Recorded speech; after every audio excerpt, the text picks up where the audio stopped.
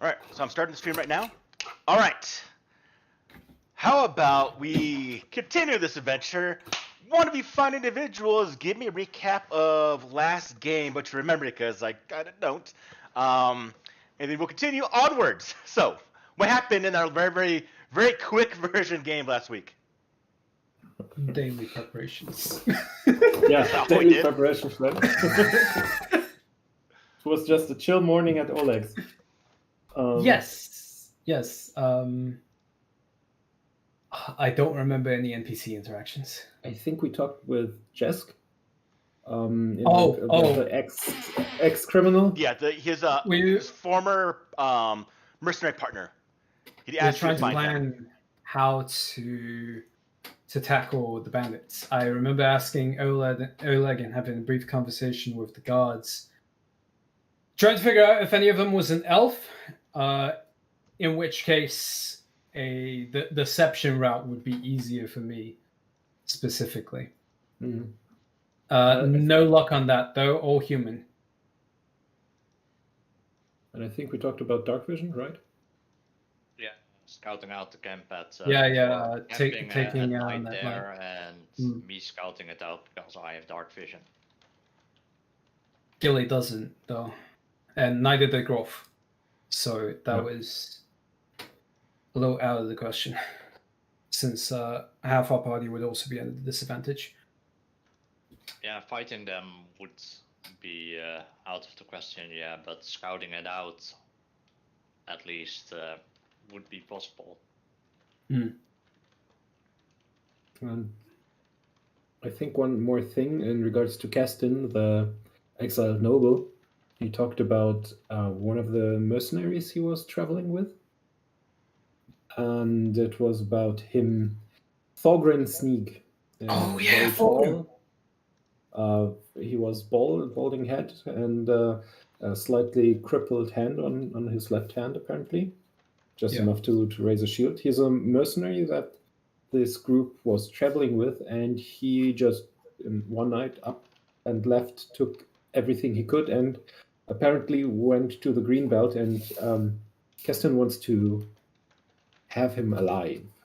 Yeah, so our conclusion was to tackle the Fawn Rivers, and maybe we'll come across him along the way. If not, then he'll probably end up with the Stag Lords regardless, so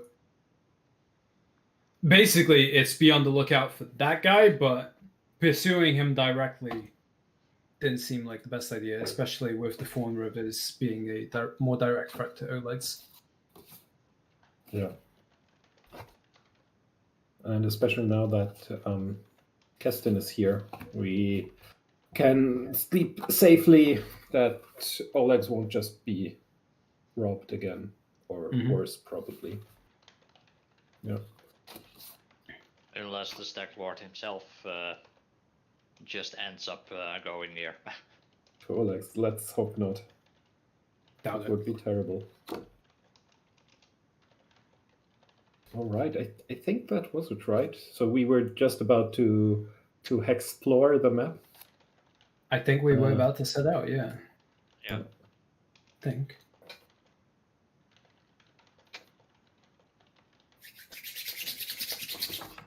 Also, there's the possibility of doing something in regards to the Kobold quest or the Boar quest if we meet some of them, but that's just the reality of exploring. Maybe something else will happen that we didn't. If we come across the kobolds on the way to the Fawn Rivers, that's a possibility, I suppose. But again, with the Fawn Rivers, it feels like there's a priority. So, all right. So first off, if you look into the quest journal, so if you go to the journal section at the top right, and then at the very bottom, click on quest log, you'll see that I have 3 kind of things available right now that's occurring. This will get populated more just as. You actually, let me ask this to you as players. Is this too video gamey, or would you prefer to have this as an actual reminder of what's going on? Where is it?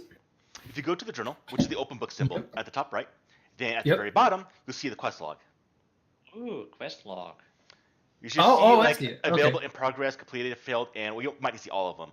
But the in progress part, do you like to have this, or you prefer this to be more natural and just like what you know as characters, and not have like a video game quest log essentially? How do you feel as the three of you? I kinda like this, so we can just look up when we need to do something. I think it's a good fallback. It's a quest tracker, which if we didn't have it, we'd end up just doing it manually via notes anyway. So Yeah. So we're all good to I- keep this in here then, and just use it. Yeah. Okay, cool. All right, I'll do that. also it tells me how to spell Fulgrim Sneak, which I did not I did You not spelled it spell wrong. out correctly in my notes. It's Yeah. all good. Like, I like how this looks, unless of course like it's video gamey, like where there are just hints or just Oh yeah, I won't have directly, that. like, I'll go put in the here hints for when you this. discover them, Okay. but I'm not gonna put in like, go down the road 2 squares and be there at midnight. Disruption and spray back. No, it's gonna be a quest tracker, which like with the moon radishes, there's gonna be like collected 0 out of 5 moon radishes. and the mobs are marked. Oh, walk Yeah. over there, interact, take the moon radishes. Continue. Press E to crouch. Yeah, press E to crouch. Press shift to run. press E to moon radish. Okay. Going by all the quests that we can see, I think we're fine. Because I don't see any numericals really. Yeah. I kinda like it because Svetlana's ring wasn't a quest. Like, Right. they never asked us to bring back the ring. I was True. the one that brought it up. Like, if we find the ring, we will bring it back. Mm. Yeah. Let's...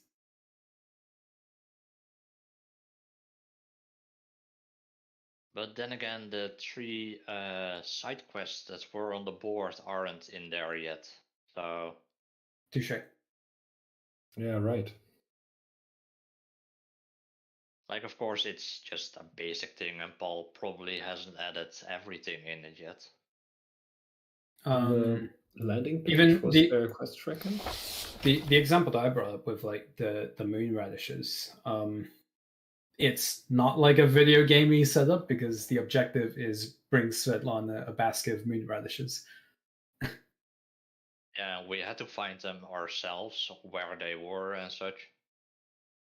Yeah, imagine if like having this also put like the markers on the map. Yeah, no, I think this is fine. Like, that would be too much of a video game thing. Are your characters keeping like notes? Like the characters, or like not notes, just a journal or a diary or something?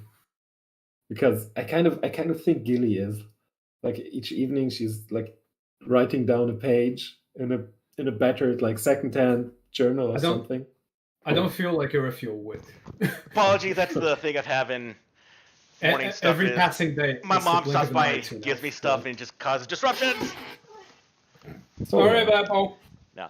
She went to an Asian supermarket and bought me a bunch of drinks. Like, okay, I think it real quick. Leave her outside. Leave the fridge. Robin, you wanted to say something? Yeah, I'm pretty sure Revit wouldn't be the guy that just keeps notes or whatever. He probably speaks common, but he doesn't know how to read or write, most likely. Oh wow! So you know how to speak Teldon, but not. Yeah. So not... standing in front of the blackboard at Oleg's trading post, he's like, yes, yeah, sure. Yeah. Yes, it is Boar. I can see picture of Boar. Where's the information stand? With the eye. Okay, so let's go ahead and continue. All right, sorry about that.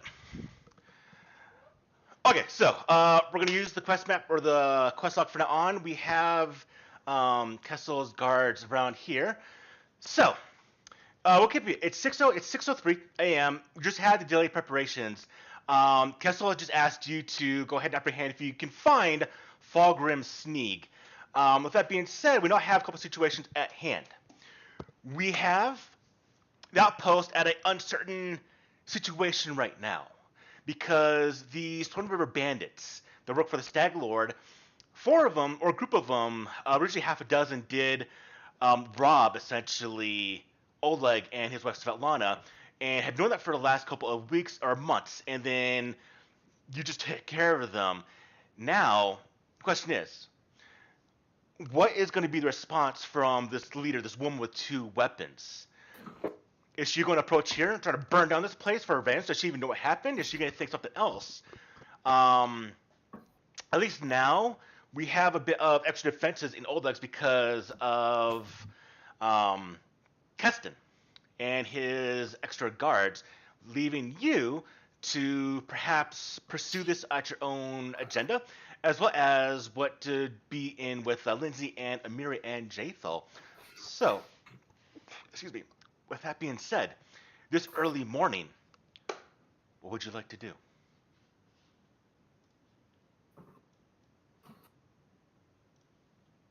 I think we wanted we to already- ride out. Yeah, I think Yeah. we want to head out.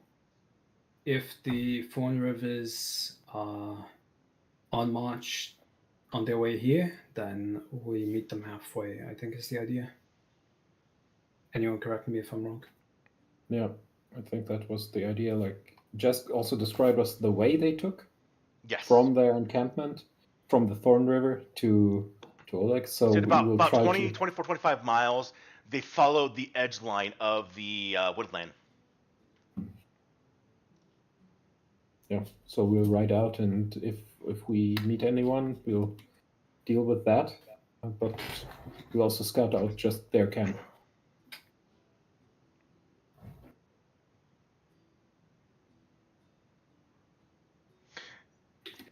I think that was me moving that around. All right.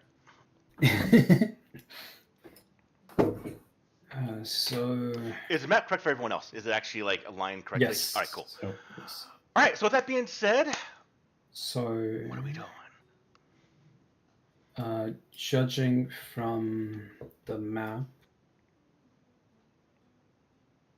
I think we want to go down to the hex that we've already got like fully explored, as opposed to in the. I feel like moving through the woods. I don't. What was the path that they took? Did they go through the woods? Along, right? Along Yeah. the woods. So probably around this area. Yeah. Oh, okay. Let's go there. It's plain, so we'll have Yeah. good visibility. I'm thinking about movement as well, because planes take up less movement. This is plains right now. This is just grassland, which means very, very easy terrain to move through. We're also taking the horses in order to... Can we move We are, right? twice? Yeah. Not only that, with the guards here, as you're preparing, as you're getting everything ready for the morning, you see Lindsay is there writing in her book outside on the table. Miri is essentially just sharpening her very, very, very large weapon. You don't see Jathal at the moment right now. She might be watching Jesk. But you see Keston is inspecting one of the catapults. The other guards are at positions to watch around the area in case anyone tries to ambush the fort. And then you see Lindsay close her book and comes up to all of you. More adventure to happen. So where are you going to go? Chase off these Stone River bandits? That's the idea. I think that's the plan. Yeah. Do you think you'd like to come with us? Well, of course, I would love to have adventure. And my spells, I think, would be very beneficial to the group. Where's Have you seen Groff this morning? I know he was coughing a bit during the night. I don't know if he came down with a bit of ailment. and you see a Mary come walking up. Yeah, he had something, not sure what it was, but he's in the small little building heaving up his stomach. And you kind of hear a bit of a retching coming from the small little building where they've all been kind of sleeping.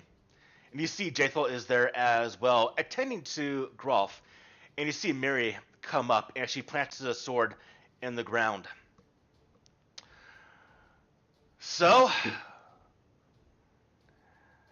going up by myself would be fun, but could be a little dangerous. You're definitely experienced, especially from what happened inside Restov.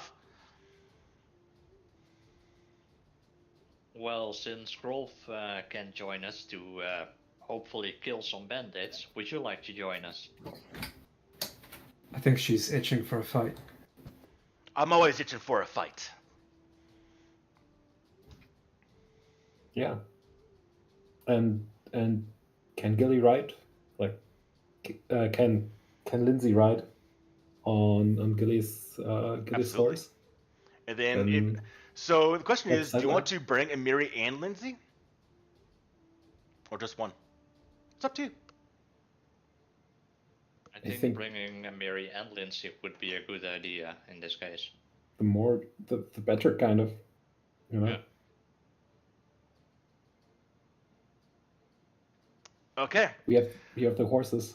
Well, he's not gonna use that horse, so I think I'll use it. And she goes over and she starts getting her things ready, starts packing the horse, and she gets on Grolf's horse. I look into Gilly and Rabbit. I'm like, did Grolf eat anything whilst we were at the forest? Didn't we cook for him? Maybe. Yes. Well, no, it wasn't Svetlana's soup that we had last night. But all of us are fine. I don't know, maybe... Is he allergic to something inside the soup? And that's what we're going to use. He was allergic to something inside the soup and just got really sick from it. Moon radishes are not for his stomach. I think his diet is exclusively meat. They're moon radish intolerant. I've known a few people that were intolerant to moon radishes. I never expected to see one, though. That's unfortunate. Well, from what I hear, it might take a week or so to get better, so I guess Grolf will be stuck here for the time being. No. Perhaps it's good to make a note in your book about it. Yeah. Adventures coming from Restov, laid low by radishes. I don't know if Grolf would like that or not. He probably wouldn't, given what I've seen of him. Can he read? You know, I didn't ask him, but that's not really good justice to a magnificent warrior. I mean, he's similar to Miri. Imagine me writing down a Miri laid low by, and you see Miri go, stop. Okay. So the pen really is mightier than the sword. In some cases, yes. Right. Wow. I don't know how anyone could survive without eating radishes. It's a River Kingdom staple. I'll keep it in mind if I ever cook for Grolf. Yeah. Don't use moon radishes.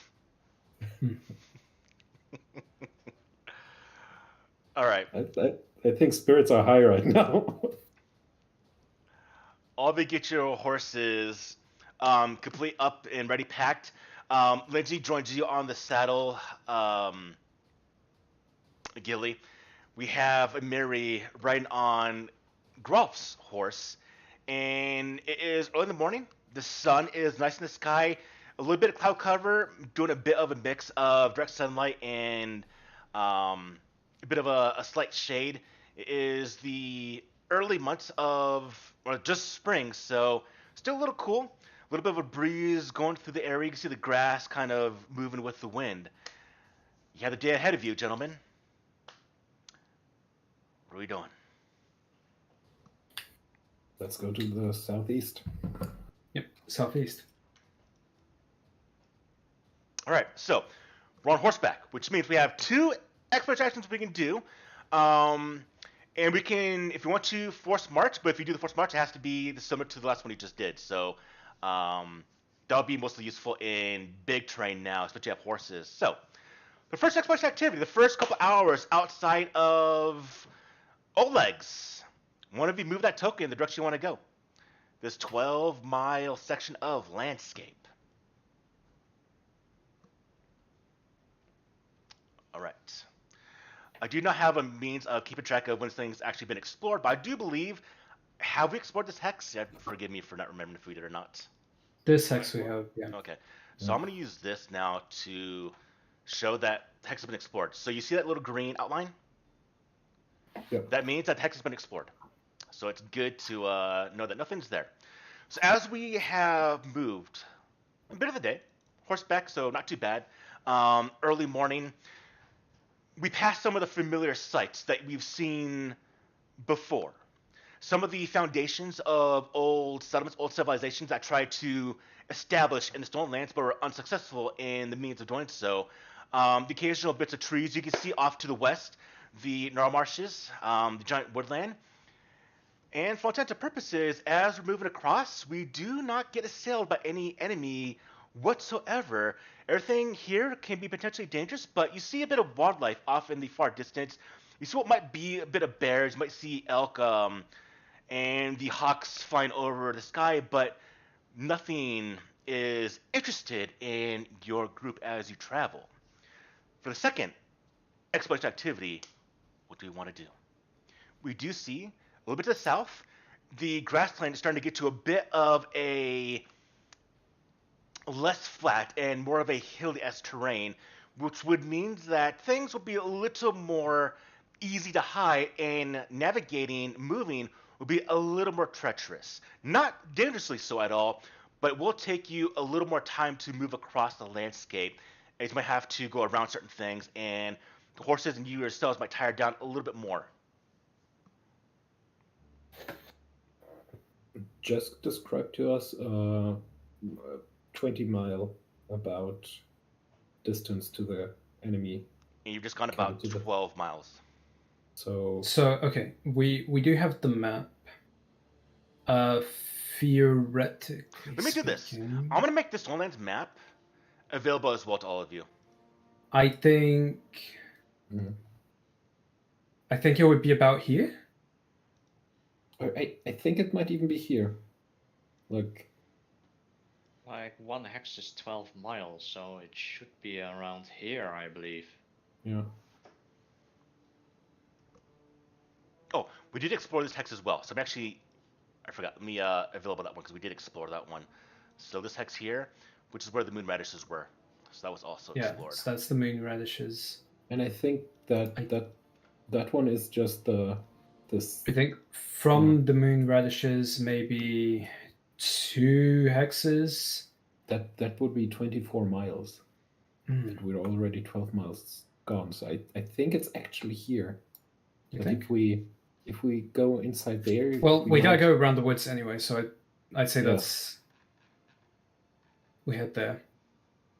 It would be 24 miles indeed, yeah. Let's go to the southwest. Southwest, yeah. All right. You start moving across the landscape. The hills are starting to become more predominant now as you're moving across.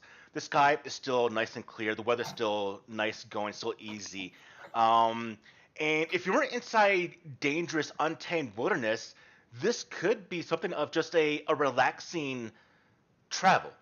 But you do know you're in dangerous territory. You're in untapped, untamed wilderness that have bandits. So you are where you are alert for any type of danger. You can just make out at the far distance the Thorn River.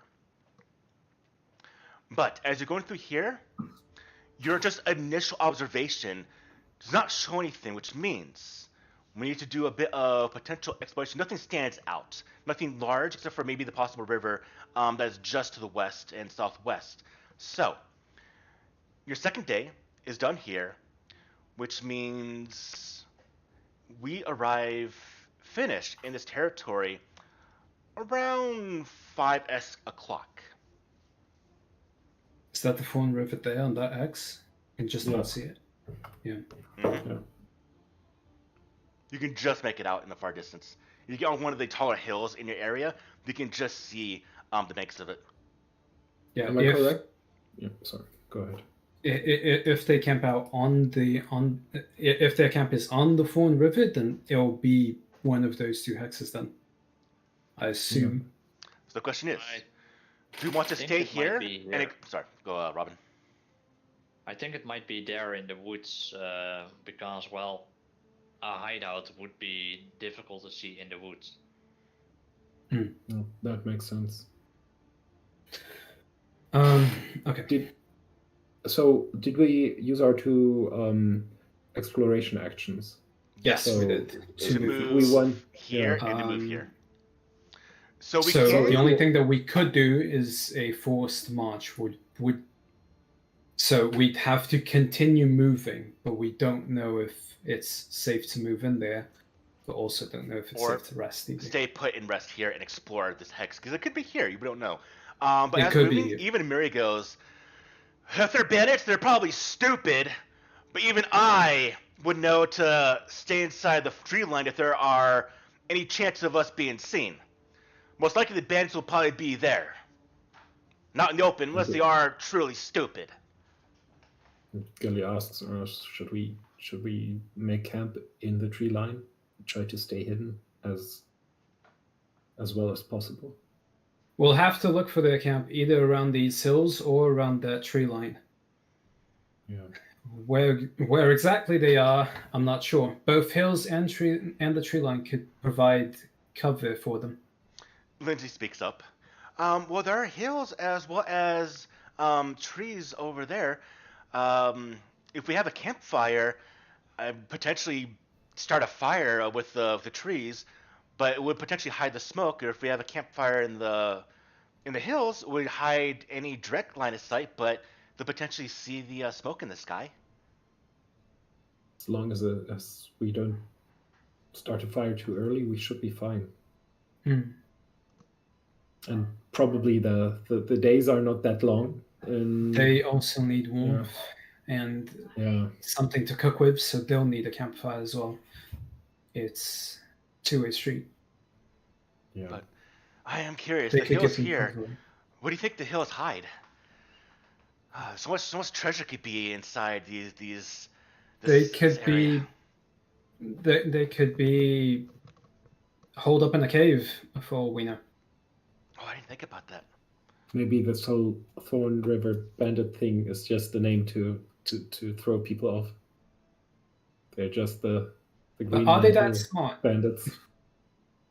Well, I wouldn't know. Well, I mean, Jess seems fairly smart, and he's changed his ways, so maybe it could be a means of deception. I don't know. No, it's not deception. They're too stupid. Jess is just something unusual. Amiri, do you think we should hide our camp? I say bring it on. If you want to fight, my blade will go through him, and I've seen how all of you fight. We have nothing to worry about. We'll have watches at night. But hiding like I wouldn't say it's a coward, but hiding, I only do it if I'm afraid, and I'm never afraid. The only worry I have is if one of them escapes. As you say, they're cowards. And I do agree. But if one escapes, I think they might just really fortify their position. Then probably should stay inside the wood line. No chance of being seen accidentally, unless they're searching for us, which I don't think they are. What we also could do is just make a campfire, let us be seen, but we ambush them. Who's the bait? Yeah, like make a fake camp to potentially just lay an ambush for them if they think they can overrun us. The only problem I see is that we do not really control how many of them can run away and warn the camp.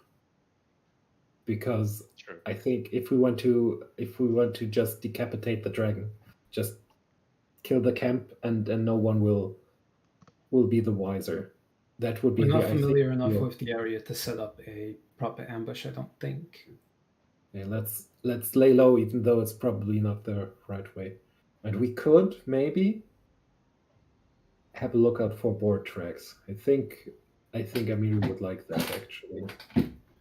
All that being said, I am not one to know any guerrilla warfare, so No, I don't know what information we need about the landscape for that. Guerrilla warfare. What is that? I think those are like these beasts from the Mwangi expanse. You mean those teams that were doing their thing above our camp? Yeah, exactly. On a big.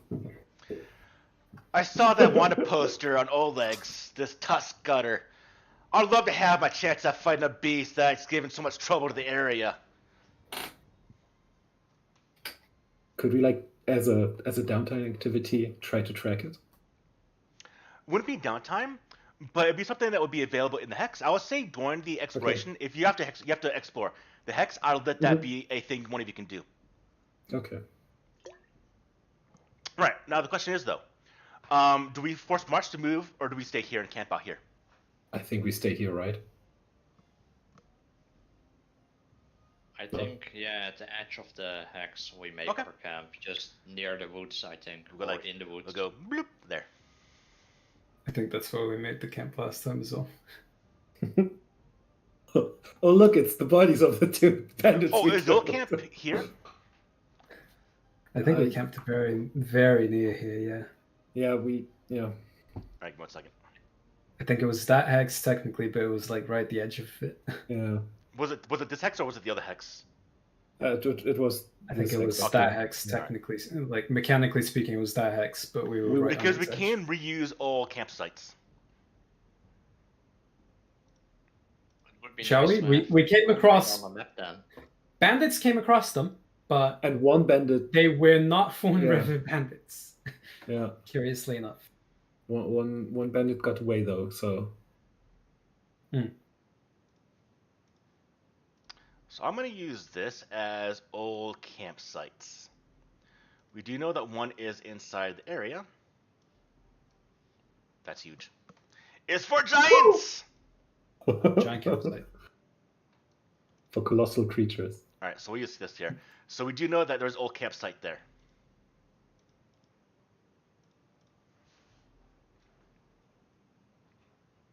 But we'll have to set up a new campsite here. So with that being said, we know what we need to do. So who amongst you is going to set up the first campsite? The prepare campsite activity, for do remember, is going to be a survival check.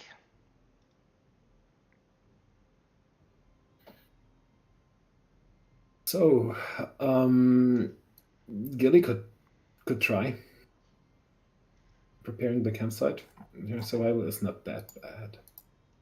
To be trained in survival for it, right? Yeah.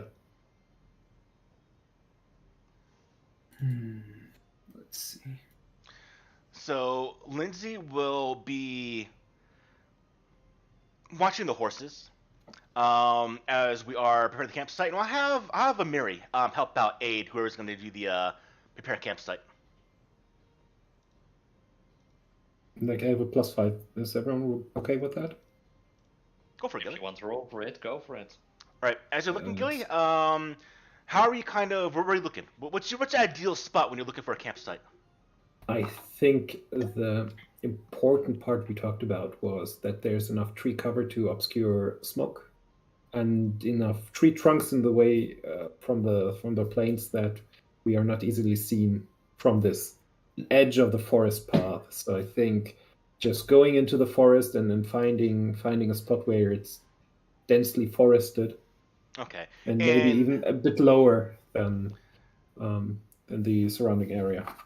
So we'll have, as the aide, I'll have Amiri joining you, and she will be actually going around the site you're kind of looking for and moving debris, heavy tree trunks, logs that fell down to provide more of a cover, more of a bit of a shade, whatnot. She's going to help out that way. With athletics, huh? Yeah. Yeah. So she's gonna help out here. Let's see how well she does. Not too well. So she's just moving one tree and just a grouping of. Well, you tell me. What happens to cause her to not be able to? And she's moving some tree lines. What happens to make her not be able to successfully aid you in your campsite there, Gilly? I think Gilly is like, oh, finally we arrived. This spot is great, and Amiri just goes wild on a tree stump and just it falls down this down this small hill where there's like this little niche where we could have camped, and it just crashes. Takes out some other trees. You see trees fall in the background. It's like, shit. Well, let's have another look. And she picks up a fallen tree and just throws it against some other trees that just go down with it. All right. Yeah. Well, what's everyone else wants? So, Rabbit and Arifiel, what are you two doing as the campsite's being prepared? So you can do decipher writing, identify alchemy, identify magic, repair, treat wounds, influence. You can still talk to Amiri, potentially. You can aid Gilly, or some other thing that is kind of, and not something that's like moving around quite a bit. So you can do things besides just those specific actions. I'm gonna look around if there are any rabbits or boars that I can hunt for dinner. That would definitely be during the campsite activity. We're not doing that at the moment. Okay. You're preparing to do that. Yeah, anything that we want to do, preparing. Can I find tracks for animals? Because I wouldn't go out, but I can look around the camp if I can see tracks, perhaps. Go ahead and give me a survival or nature roll.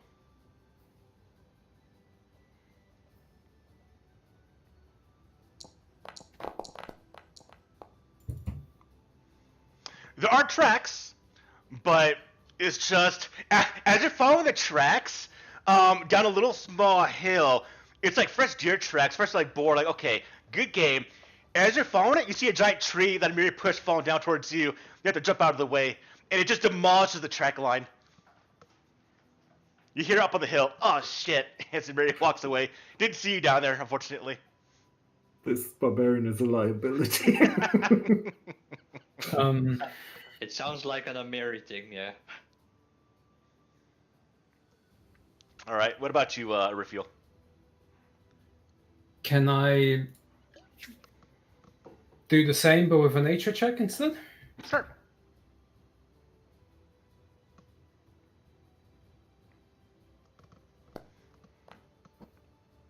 All right, Arifiel. As you're looking around, you do see tracks of some small game, as well as birds off in the distance that could be a bit of bird game you could use.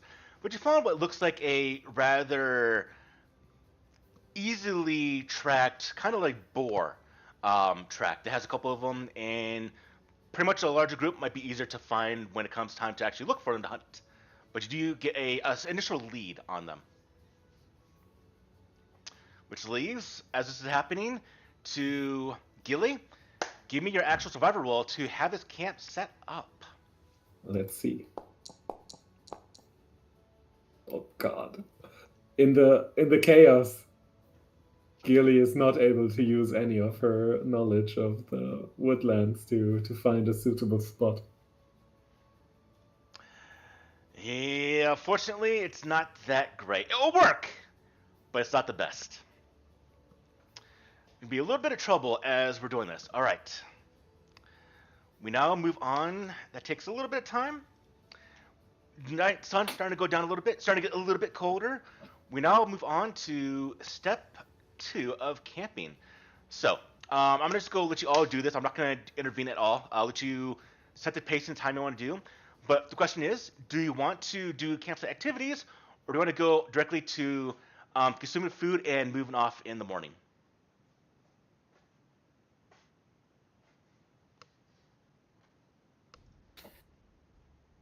I'm sadly not trained in stealth, or else I would try to camouflage the campsite. I am trained in stealth, so I could camouflage the camp, perhaps. So we do want to do campsite activities then. Yeah, I think so, right? I think camouflaging the camp would be a good idea at least, and maybe hunting so we don't lose any ingredients. Yeah, like, would it be all right for Rabbit if Gilly tried to hunt? You know, it's more his thing so far. Oh, if we need someone trained in stealth to camouflage the camp, then I'll have to do it. Okay, I would like to hunt and gather, or maybe Orifiel wants to do that. I'll take Cook and Judy again. Okay, then I'll try to hunt and maybe talk to Orifiel in regards to what tracks they found. What ingredients would be good as well, yeah. Yeah, okay. Yeah. All right, as you're getting ready to do your things, for have ease of access, so I kind of know what's going on, and type in chat what you're doing, please.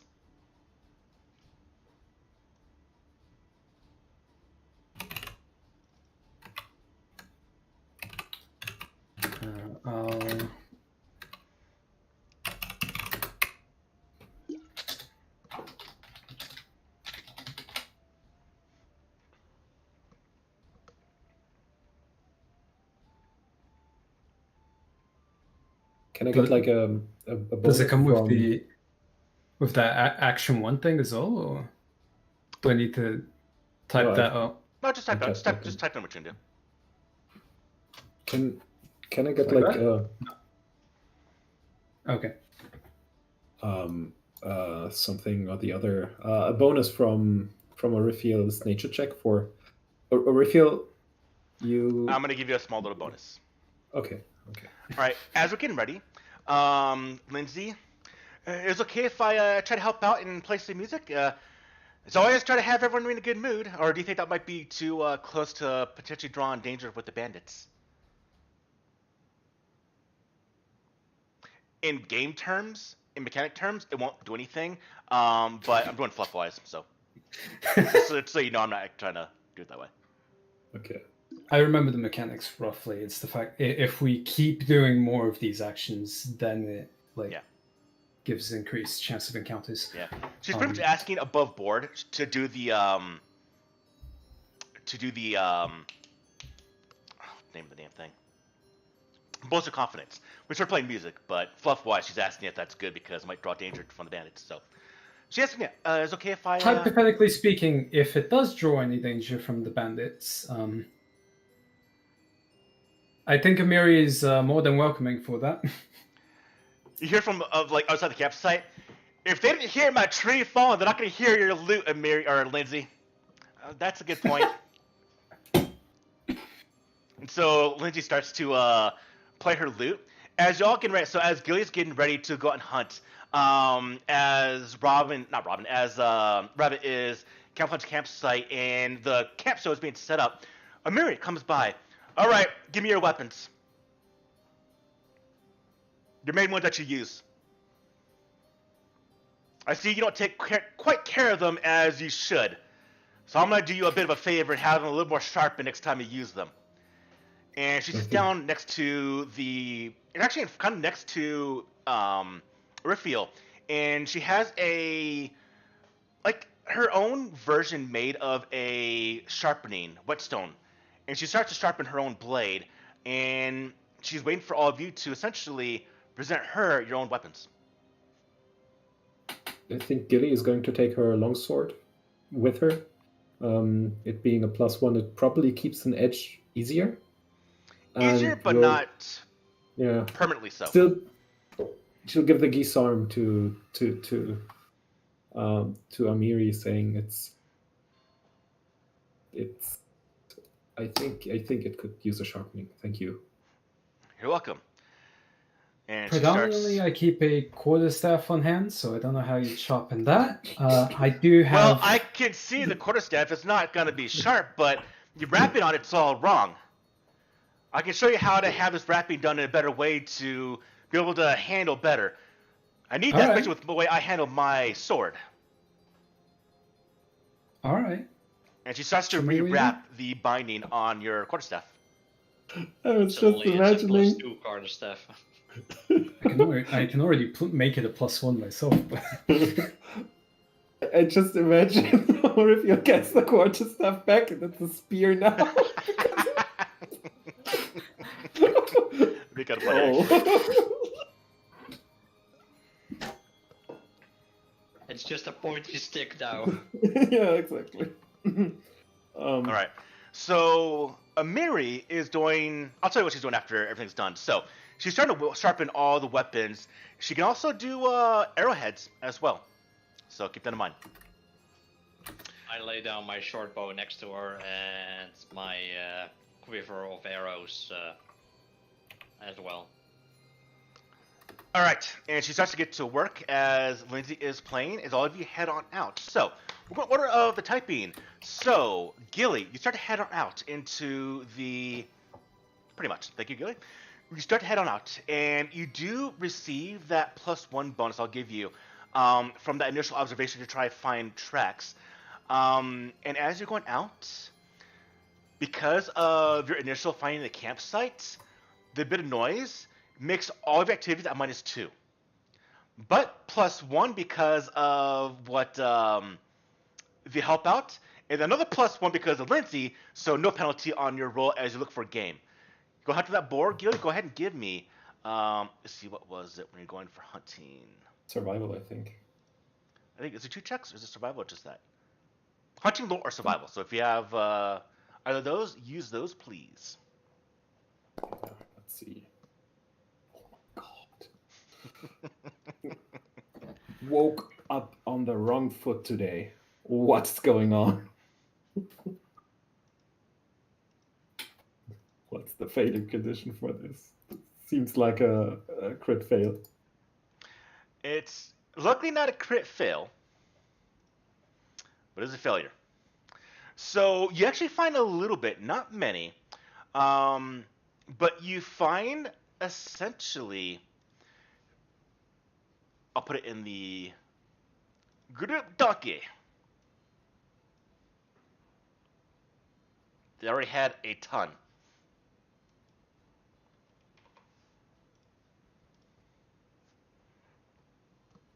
I'm pretty sure that 3 just made every animal just run away. right. But Gilly did find some game. So as you come back, you do come back with a bit of game. And for all intents and purposes, you do provide a bit of resources for the party. Like now we move lone on rabbit. to Rabbit, as he is camouflaging the campsite.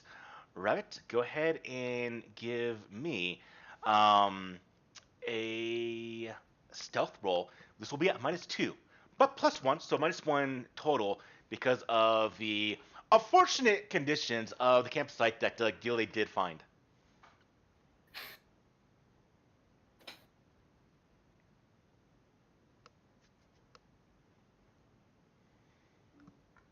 -1.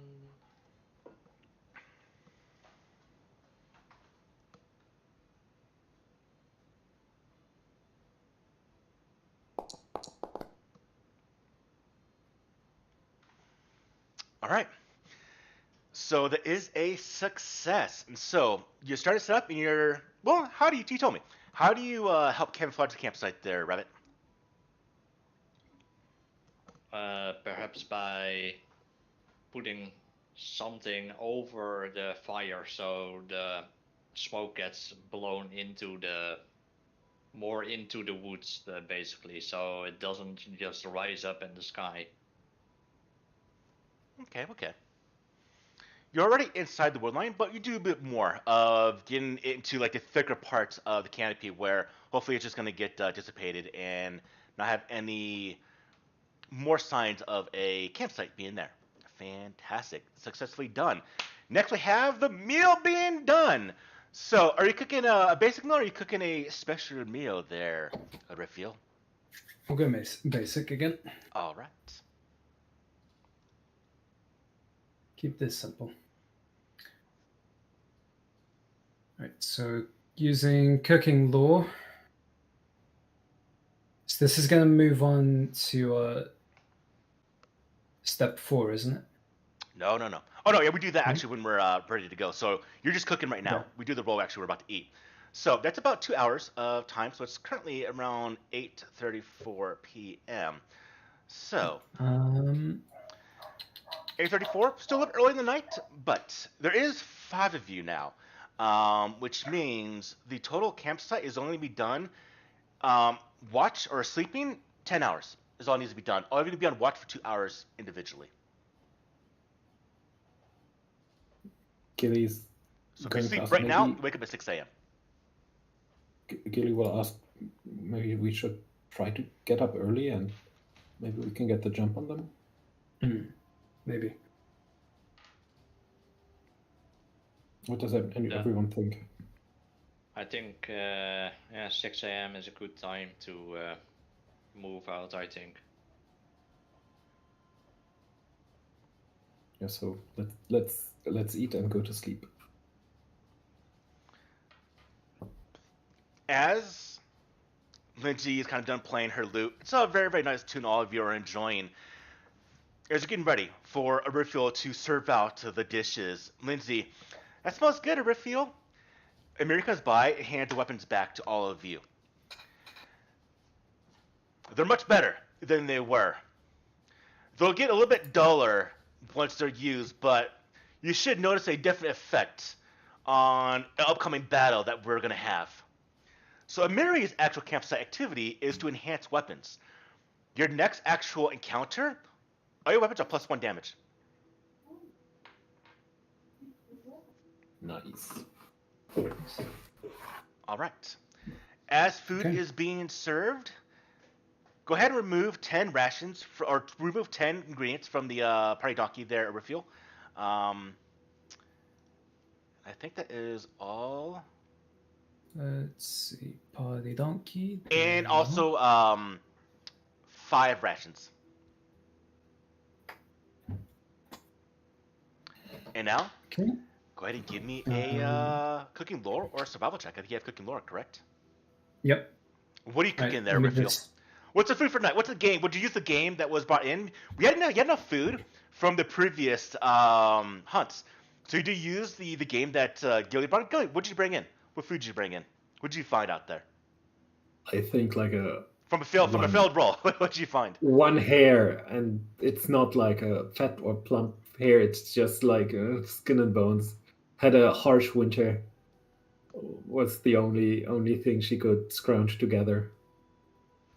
So you did find essentially 15 of them, and it was 10 ingredients to cook for 5 of you. So he's actually brought enough for everyone to eat with a tiny bit of left over. Do you need that adding back to the party donkey? Minus 10 plus 15. Well, no, I already put that in there. So remove 10. So it should be Okay. 33 after the hunt. It should go down to 23. 23. Yep, that's what it's at. Then remove 6 rations. And then what's the meal you cooking there? As you serve it all off to everyone, Lindsay sniffs it, and Mary looks at it. What are you looking at there, Raphael? Oh, jeez, my mind is not with it today. You want to be the cook? You want to be prepared for cooking. You already said it was hair, so it could definitely be rabbit stew. I was about to say stew, to be honest, because that is, if there's multiple types of game, then that is going to be one of the easiest things, I think, to make. Rabbit on a stick. Rabbits on a stick. That'll work. With dill. All right. Well, as the rabbit meat, they all dig in.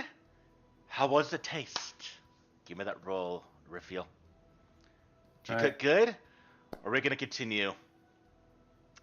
Well, you cook I good. think that's a good one. So, and, Lindsay, oh, Raphael, this is good.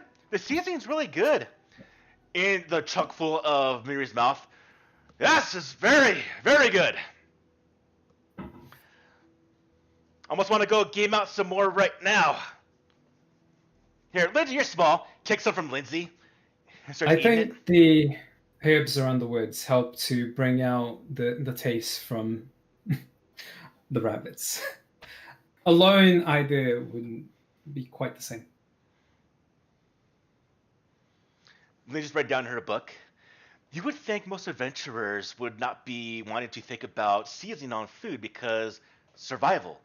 But so far in my exploration with this group here in the Stolen Lands, the food has been, except for one event, phenomenal. Lindsay looks at Gilly. Well, some point I think I will bake something, but until then, I will not. Next morning, Lindsay wakes up with a pillow on her face. Everyone's kind of secret looking at Gilly. Lindsay, oh no, I didn't mean it was bad, Gilly. It's just not as good as Oriphios.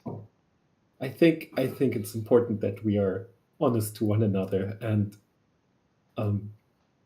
yeah, no, it was not that good. Let's Mary, let's it was shit, Orifio. wasn't it? Yeah, it was. You should have been. Well, we probably shouldn't have been there, to be honest. But I think I can make it good again. And she just hands out her flask of alcohol. Let's pray to the drunken one for forgiveness, for my behalf. Thank you. And she takes a swig and reaches it around. All right, let's do and this. as Lindsay says that, well, that she didn't expect adventurers to make good food. Basically, I just comment on it like, well, you know what they say about food, that good food mostly just invigorates people and makes sure that they are ready for fighting if anything happens. And also, if we didn't have good food, what would we have here? We have Gilly. All right. Well, if you do have bad food, you have me. So While the meal is being eaten, since no one did the story action, we're still gonna do an interlude. But we're not gonna have the benefit of the actual story benefit for that downtime activity or for that camping activity. But everyone here, I believe, has done one except for our newest member. So in this case, Robin, it's for you to do an interlude if you so want. Go ahead and do you want to partake in an interlude, a small little story? Same thing we did in the Rise of the Lords game. Sure. All right, roll me a d4, please.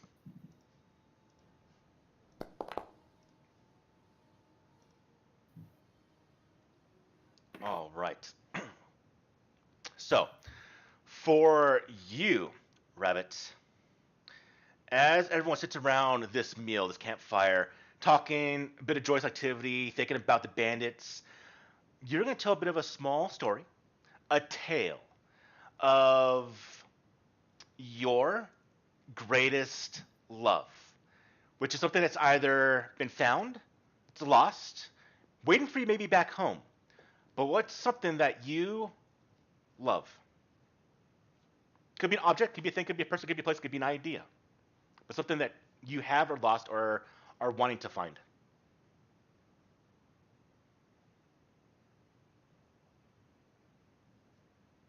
As we're just eating the food, Revit starts talking about his family, his hometown, just talking about how this food just makes him remember about the times he has eaten at home, how he loves the cooking of his mother.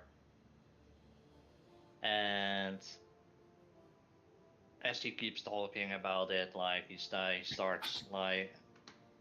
commenting about how his mom made the food, how he always loved watching her cook when he was young, but then took after his father to go for hunting and basically started providing the food and the herbs that his mom always used in her cooking. And that I hope to return to the forest where my family lives to hopefully taste my mom's food once again, if I ever get a chance to return.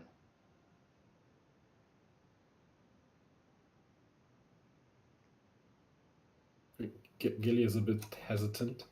She wants to mind her own business in some senses, but she just at some point blurts out, "Where are you from?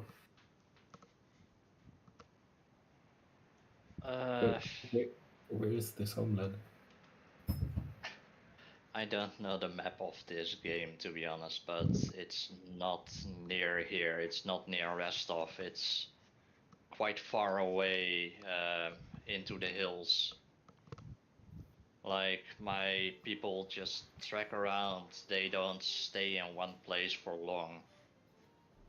Because we're kind of a hunting people. Like, we don't want to stay in one place and basically hunt all the animals down. We just trek around, so most places can recuperate. So home is where your family is. Yeah.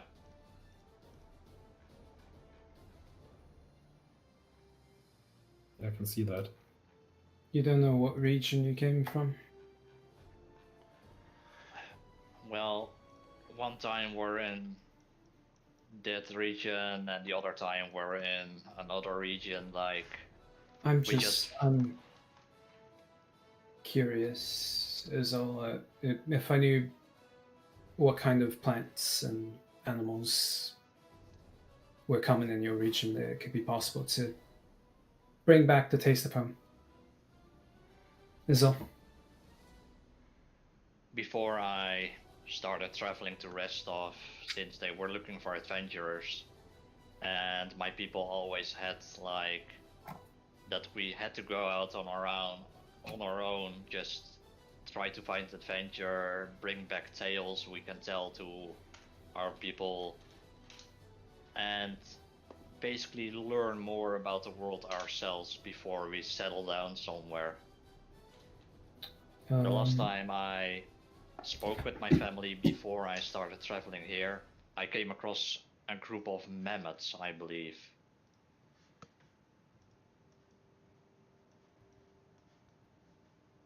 You may be from up north then. That's Varissia, maybe?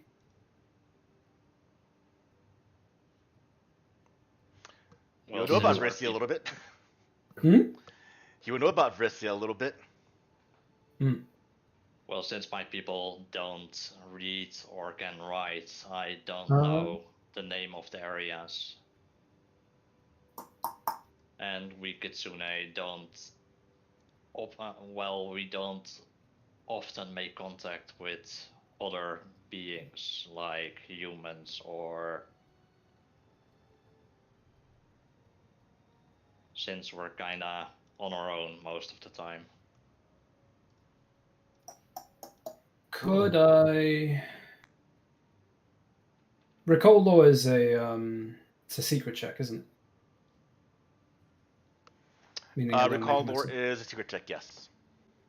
Can I use society for it?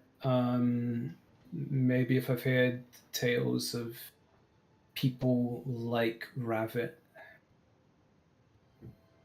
What's your society bonus? +8.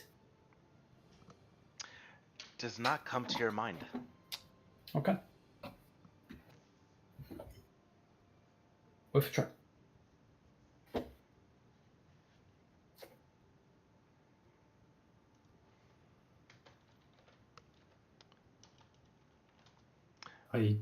I kind of feel a bit out of my water. I haven't really left. I haven't traveled that far.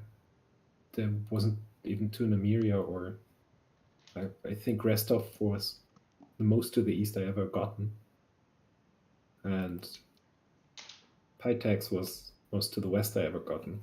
So I've been to a few of the regions surrounding east and west, but I'm not I'm not sure where Rabbit's family may come from, to be honest. Yeah. And I hope this food is at least half as good as you described the food of your home.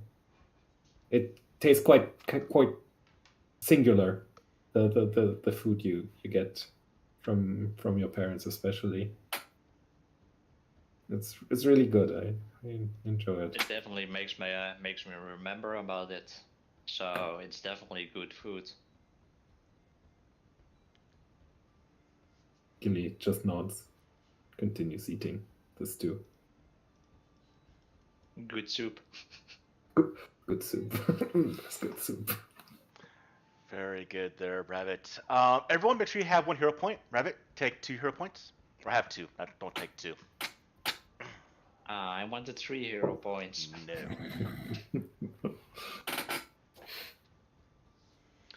All right. 4 watches. We got 5 individuals. What's watch order, everyone? I'll let you determine Lindsay's and Amiri's watch. Before we do that, quick. +1 bonus damage, was it? Yes. For the first We encounter. can do that in the weapon settings. For the first entire encounter.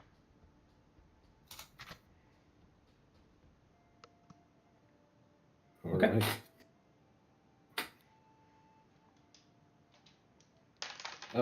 I think Gilly will take the first watch.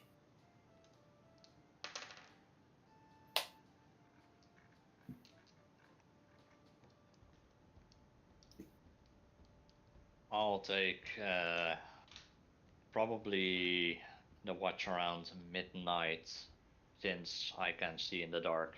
Oh. Every watch is 2 hours, so essentially it's 9. So the second watch would be at 11 o'clock. Third one would be probably at 1. I think the third watch would be the best then. Okay. I'll take second watch. I've also got dark vision, so like me and Rabbit next to each other would probably be good, I think. All right. And Gilly, taking first watch? Taking first watch. Okay. While the fire is dying down. Okay. Lindsay will take the 4th, and then Amir will take the last one. So, as we prepare to bed down for the night, having the meal, the good tasting meal, fill all your bellies, as weapons are now next to you, as you disrobe your armor, the uncomfortable ones, set it aside for be able to get quick access if a fight does break out, if you have time. Amiri, Lindsay, Raphael, Rabbit, y'all go to sleep. And as night progresses for the first grouping of night, Gilly, how do you compose your watch? What do you do for your watch? Do you walk around? Do you stand still? Do you sit with the back against a tree with the weapon in your hands? How is your watch? What does the watch look like? I think Gilly would try to sit in a spot where she can. She'll probably think that any sort of attack would come from the general direction of the plains. So she'll be. She'll have her back to the camp and look into the darkness. Maybe just the flickering light if she can see anything, but just try to stay still, because like if she moves around, there might be a possibility that someone would see her. So she's just going to listen also. As you do your watch, the sun completely down, you can see a bit of the sporadic moonlight that does go through the canopy above. The fire dying down, a bit more of the cold temperature coming to you. You think about your campsite that you found as a beetle bites your leg. Brush it off. But for all that, nothing does occur. How do you wake up Raphael? Last time we camped out here, and Raphael was woken. Was by a club, I think. So to the face.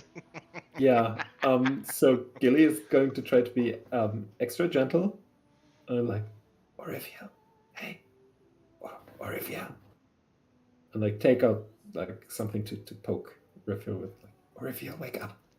I want to go to sleep. It's slowly coming to. Oh, hello, Lorast here.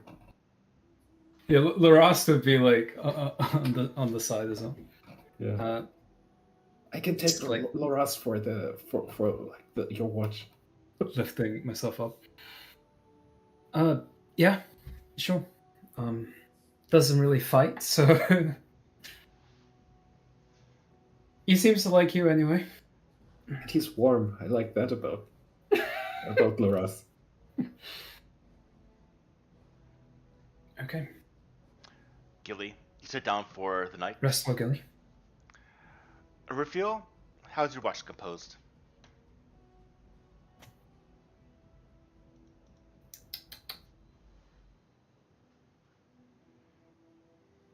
What's the question? How do you do your watch? What's your watch look like when you do it?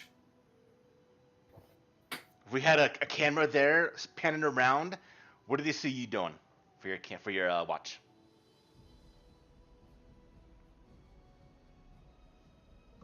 I walk around I make rounds around the camp, trying to keep an eye and an ear out for anything. Look around for any disturbances in like foliage or what may have you.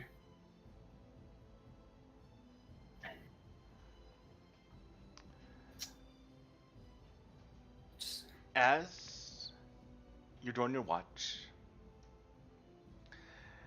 making rounds around the site, your attention's drawn to the campfire where you cooked the meal, and you're kind of just there, almost hypnotized by the flames wavering, the dying embers of the campfire, when all of a sudden you're not really paying attention because you're so focused, Mr. Moran. You're so focused on the campfire, you don't really pay attention to anything around you.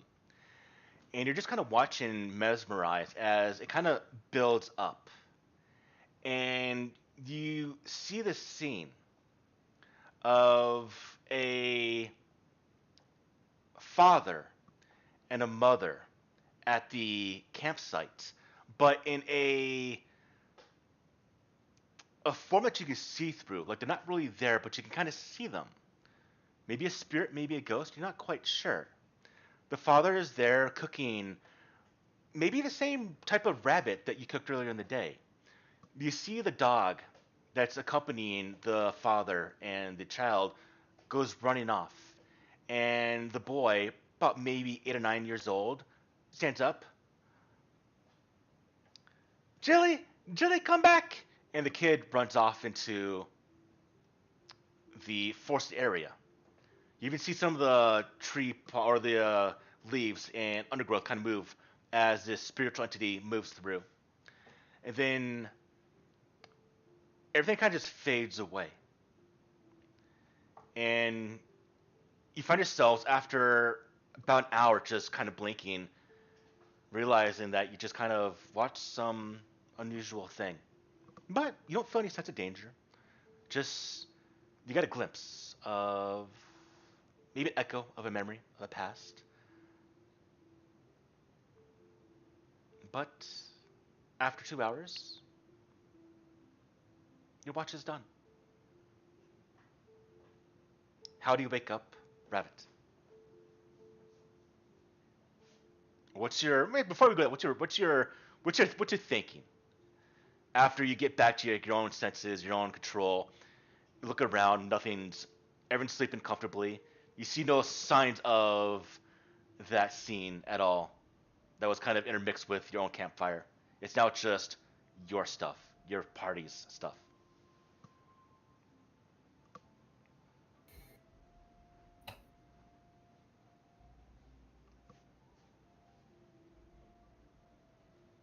I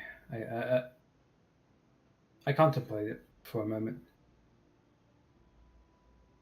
I've been taught to not let myself be too drawn in by my own fascination with flames and what stories they may conjure. And I feel like it's been a long time since I've been around the Restov area. Maybe the air, maybe the atmosphere. It's very homely, but it's the sense of nostalgia. Maybe it's playing with my senses.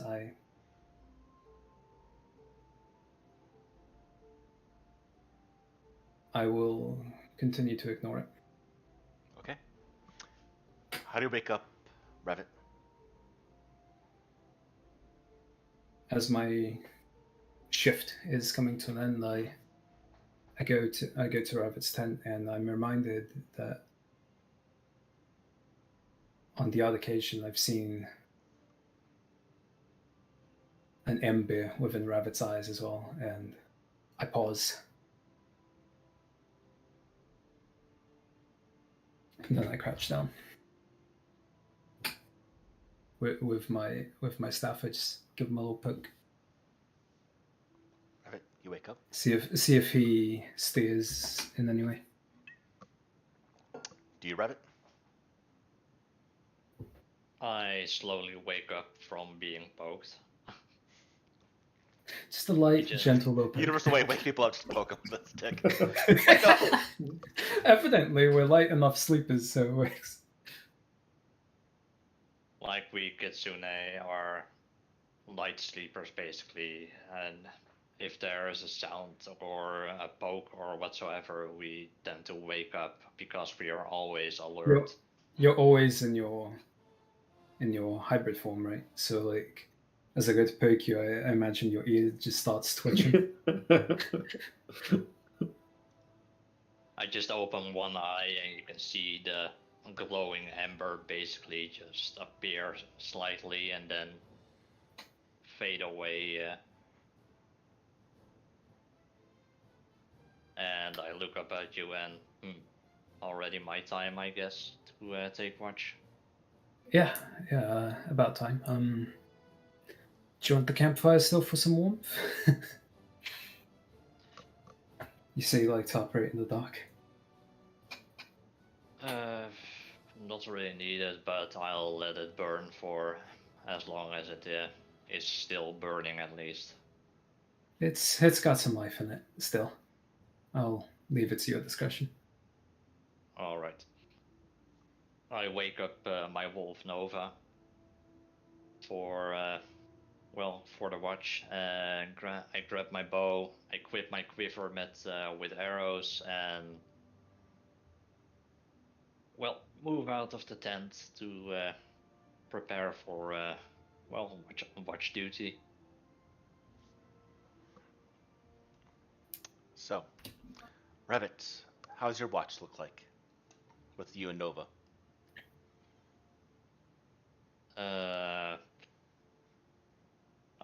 stay at one side of the camp, and Nova stays on the other side of me, so we can look out both ways basically, and just walk around the camp in a clockwise direction, just staying slightly in the shadows. Easy enough. Basically, with the darkness, basically and the moving shadows. around stealthy. As you do, you see Nova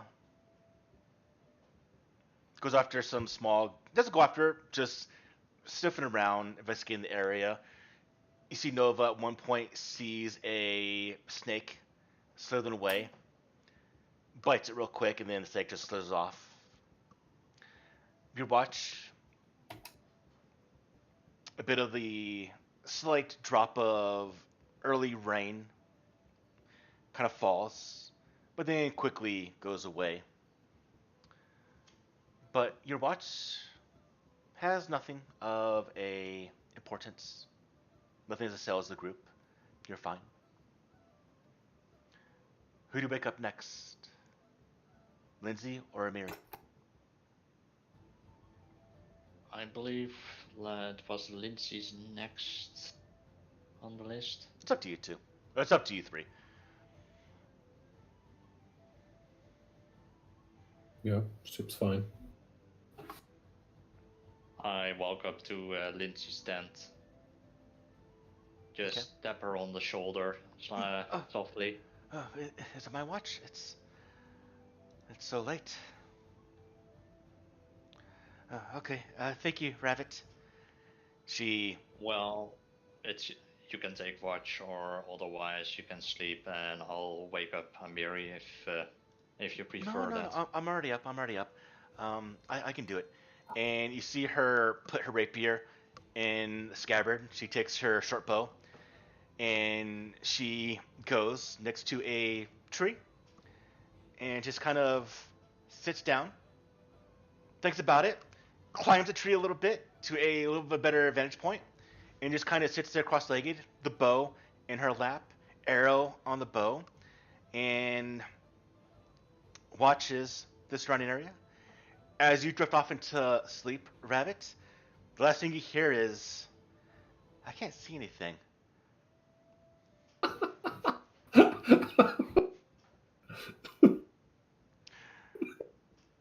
In all of your haze of sleeping, you might be disturbed a little bit as someone does put more logs on the campfire to have more light to see. During the night, she wakes up Amiri. You don't know how, so I'm not going to mention how she does wake up Amiri. But her watch, you're not awoken by the sounds of screaming or ambush, but by that of the morning sunrise as Amiri goes to each one of you and just kicks all of your feet. Wake up! Wake up! It just kicks all of you to startle awake. That sounds on point for Mary, doesn't it? Yeah. I kind of expected to not be woken up by screams or whatever, but just to wake up from the sun in my face and everyone is dead. The whole forest has been decimated by Amiri's watch. The forest is gone. It's all been like leveled. Yeah. It's all Ash ash. are done. Good sleep. Okay. Oh, where'd everyone? All right. So the morning has arrived here. We see how well the weather is today. Shall we? I'll roll for this. Let's see. We're gonna have good weather. We are gonna have good weather. So it's nice, slight breeze going through the area. You could smell the aroma of the forest of the area.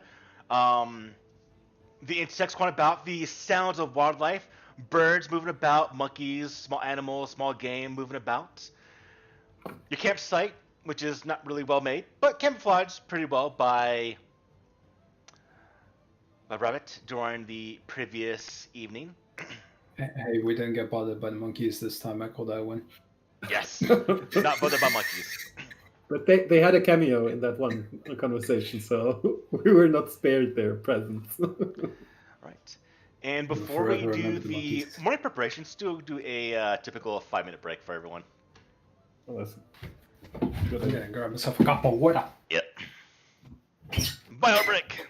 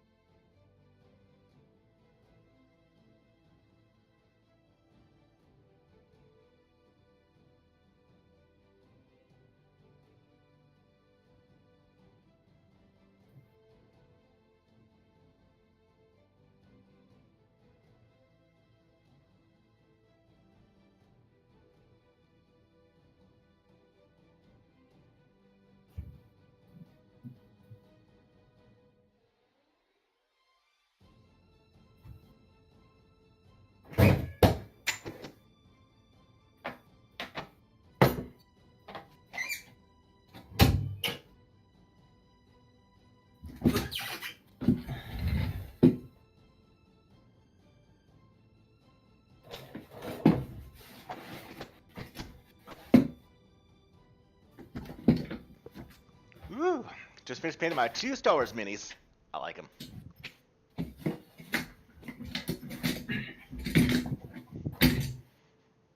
My bloody. What are you doing over there? My bloody chair caught my bag strap. Ah. So that's fun.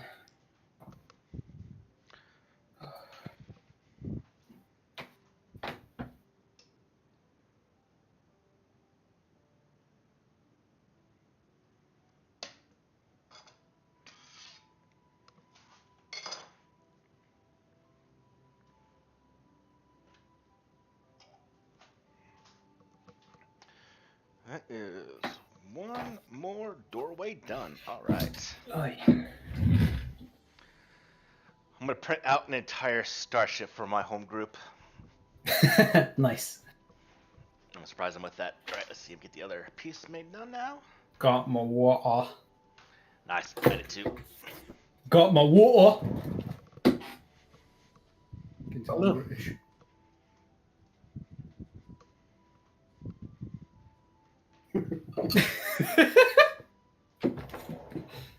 Just your wide eyes. We made I think it's bulldog, or at least our interpretation of it today. Like this spicy Korean chicken on. We do it with potatoes and rice. Mm-hmm. You say Had to spicy take- Korean chicken? Yeah, bulldog. Is that right? It was so good.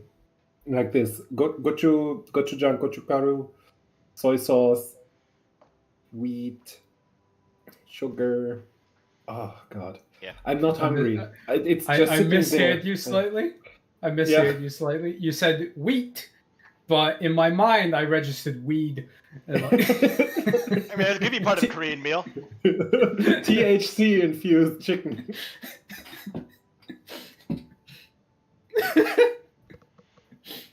It's just so good. I'm not hungry, but I like just a bite. I love Korean food. I got some. Yeah, My aunt made me sorry. some bulgogi. Actually, yesterday. Oh, So I got some in my Oh, fridge right now. bulgogi's so nice. Yes, it is. God. Oh my god. Are you My trying partner to wants tempt to. us? Homemade, authentic Korean bulgogi is so good. My partner wants to take me to a Korean barbecue at some point. Yeah, but Just- I'm Korean, but I do So love good. Korean food. But I don't like kimchi. I'm like the only Korean I know doesn't like kimchi. Never been a fan of Oh. it. Yeah, that's everyone's response. Like, Yeah. how are you Korean? I'm like, I'm half Korean. We other half don't like kimchi. Bruh. Blasphemy. I love spiciness. I love cabbage, just not together apparently. So, get it for me. How dare you defy the culture? But I love everything else of Korean nature. All right, George, when you get, go and click on ready, and then I'll know we can start again. Yeah. All right, so for the morning. On a side note. Yeah. I imagine one of the first things that Gilly sees, apart from Amiri, it's probably like Larast standing over him like a sleep paralysis demon before he jumps off. It's Just his glowing eyes. statue still, just watching you on your chest. Laura's standing on Looking his back. face. And then it walks away. I love it when cats do that. You know the bridge with their back, where they go like, and then they jump Yep. to you or away from you. But I think Loras doesn't need to do that. Loras has this scary enough aura that Gilly's like, okay, you do you. It was a privilege. Please continue. My cats just tend to just sit on my face for some reason. It's warm. Probably they hate me and want to kill me so by suffocation, but Killing you softly. Yeah. Okay. Well, the only black guy I ever had in my entire life was from my dog. I used to have a Siberian Husky, and I bought him one of those toys that has like the tennis ball in the middle, like a hard object in the end, and then the like tails.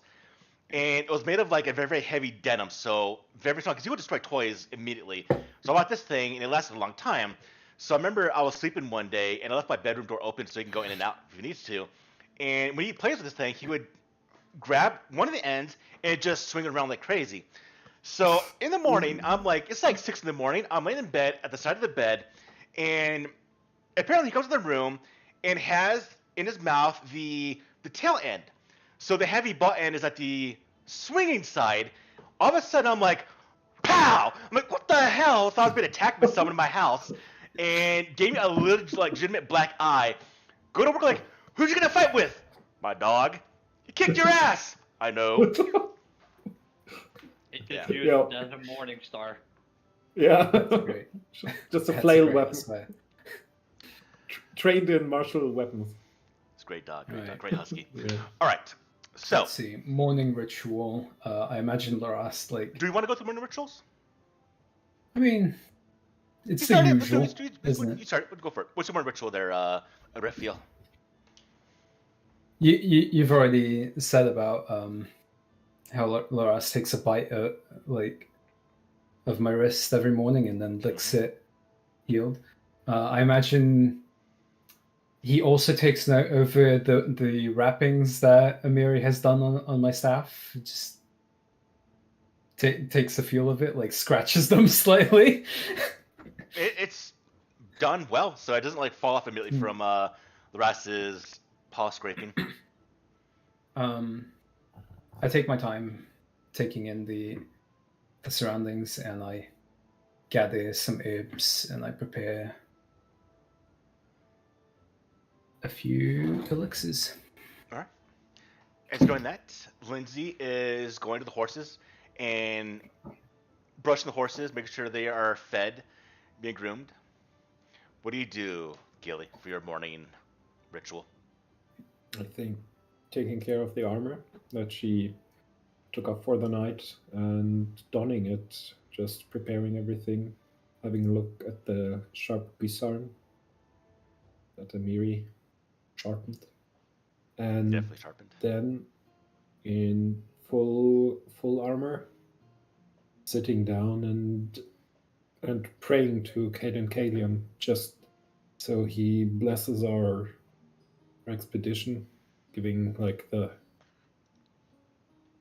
defeating the bandits is something that's on her mind currently, and she's very unsure about it, and through prayer she finds a bit of clarity in her purpose. All right. You watch as Amiri, her main blades are sharpened, but she's sharpening her javelins. She has a small axe on her side, making sure that her kind of leatherish armor is very, very open. Being a barbarian, she doesn't really care about that type of protection, but she's making sure that everything is broken up correctly and nothing's gonna become loose in the midst of movement or battle. And then she's clearing the campsite from any means of you kind of being there. Then last we go to Revit. What's your morning prep look like? Just checking all my if everything is still in my backpack on the places where it should be. Putting on my scale mail, checking my short bow and my arrows, putting everything on, and before I'm completely done, I just walk over to the party donkey and grab out a rabbit tie and just throw it to Nova as a treat for doing a good job last night. Nova grabs it, takes it, just eating very, very quickly. Okay. I'm gonna pass an elixir to Gilly and Ravit, one each for emergencies. If I'm not up, they can get themselves back up, or Right. get themselves up a little. So I'll transfer them over into the party donkey, and then you two take one each. I already have an elixir of life from yesterday. Okay, keep that one there then. Right, yeah. I'm just refreshing essentially. There you go.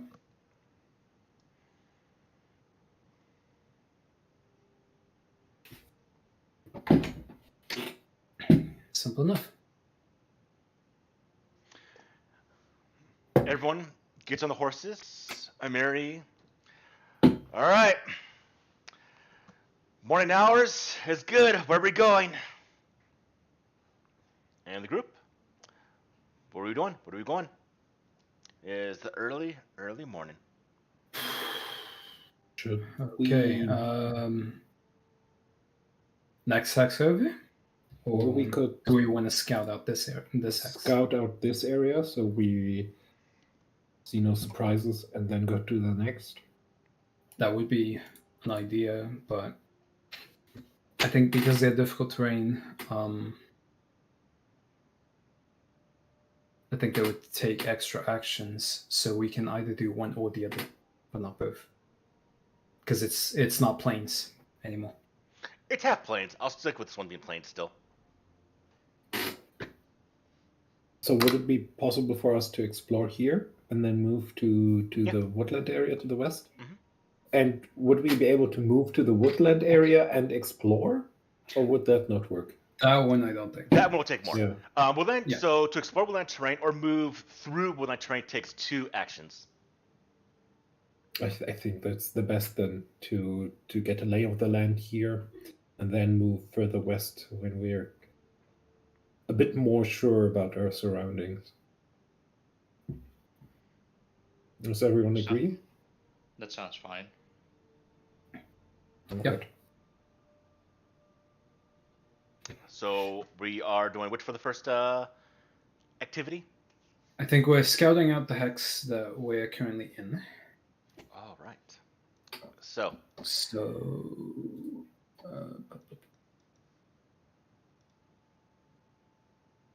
Do we have a thing in our journal for exploration? It should be on your character sheet. Reconnoiter. Yep, it is reconnoiter. Reconnoiter. Yep, that's the one. All right. So all of you start to reconnoiter. I start to essentially see what's in this area, looking for the bandit camp potentially, anything else that might stand out. How about open roll for this one? I'm gonna be fine. Everyone, go ahead and give me a. Unless you want to do something else, but typically go ahead and give me a perception roll. In this case. Everyone. Yeah. Yeah. I have this ancestry feature from Halfling called Keen Eyes. Seek hidden or undetected within 30 feet. Concealed or even invisible creatures, I get a +2 circumstance bonus to seek or to find, but we couldn't use that on here. Right? Maybe we could. Paul, what do you think? Within 30 feet, I'm going to say in searching this larger area, no. Because this is you actually seeing things from far away. Yeah. Not like, okay. if you're magnifying glass around, you'd be here for like 2 years. So Keen Eyes won't be work here. It's for like dungeons and stuff. Yeah, alright. Which wouldn't matter anyways, because you rolled a 1. So. Would be a 9 or an 8. You were so slow looking around, you got like 10 feet in like 12 miles. Got too spooked by the rest. Yeah. That's just... Alright. As you're moving about in this daylight, in this time, again, it's nice landscape out right now. The weather's nice. The sky is nice and blue. The sun is a nice warmth on the slowly raising temperatures of the season. When actually y'all come across, there is a rocky crag amongst a group of hills a little bit to the south. And you see at the base of this large 5-foot crack in the earth, we'll say, you, Gilly, you come across this large crack in the ground, and as you are, actually, so I'll go with it. As you're going through it, you see this crack opens up into a 20-foot deep crevice that also opens up into a 30-foot cave. And as you're inspecting this, for any type of valuable treasure, Lindsay's, make sure you bring a torch. And Mary, any danger, just yell out. As you're looking inside, you see bits of sparkling objects, material, amongst the walls. Gilly, when you see this, as everyone's around you, what do you do? So I have a torch in hand. That's probably... I'll say Lindsay will give you one, yeah.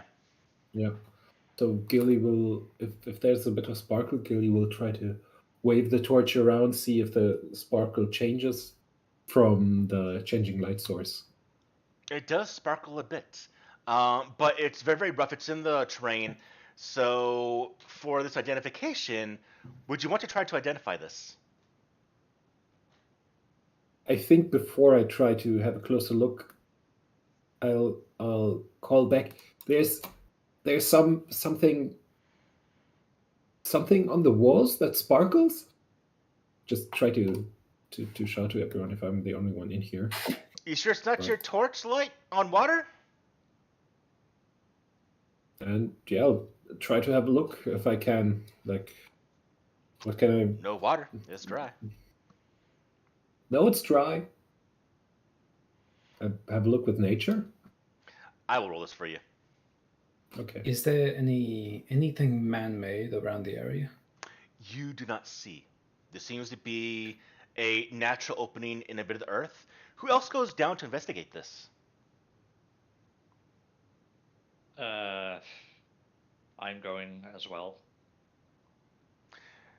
The crevasse is not accommodating for Nova, so Nova is hesitant to go inside this area. What do you do about that, if anything, Rabbit? Or do you just allow Nova to stand up top? I tell Nova to just stay near the horse to sit this one out.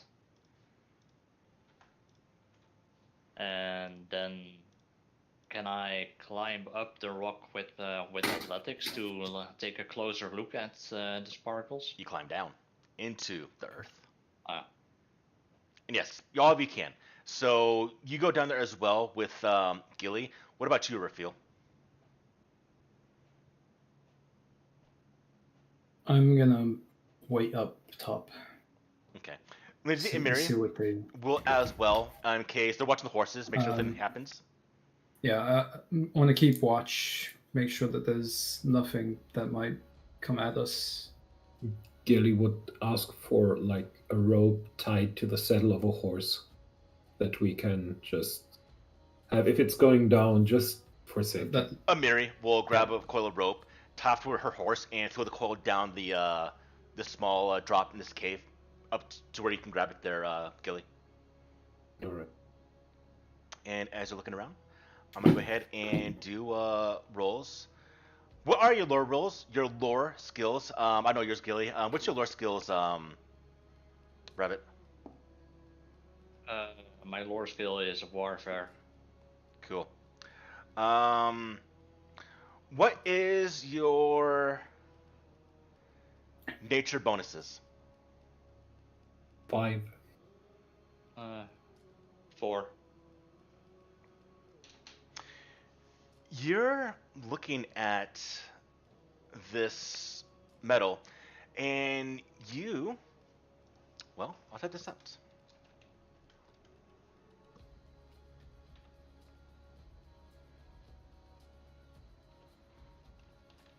Metal, huh? Interesting. Very.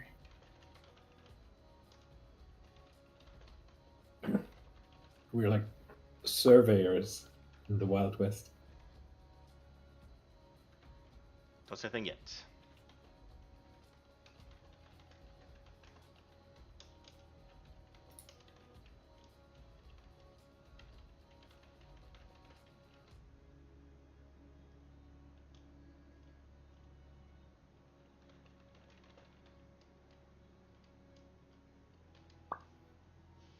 There we go.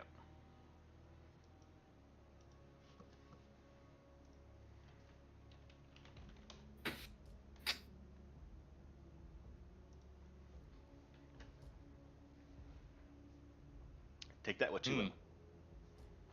It seems to be copper ore by the looks of it. Oh, let's. Maybe we should take a bit with us. Maybe to Oleg's. Maybe he knows someone who knows someone. This. The copper is not that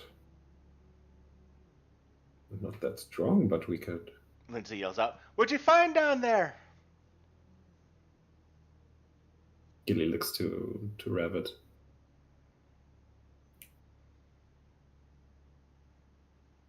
And have a small knife with me, or does Gilly have a small knife? Is So we there can like, just cut out a little piece, take it with us. or like, just try to get something in like a piece of cloth and then fold it together. Yeah, we could do that, right, Paul? Yeah. Maybe with the butt of a sword or something like that. Just take some of the flakes off. I'd say so if you want to. So, How take off deep some does the cave go? It is 20 feet down into a 30-foot diameter cave. Okay, and from here we can see in every which direction, and this is like a vein it's that one that significant vein of ore in the wall. opened up. Let's mark it on our map, and maybe you can make use of it later. It's something to definitely note down for later use, so definitely note this down to someone. Well, copper ore is always handy for tools and such. Yeah.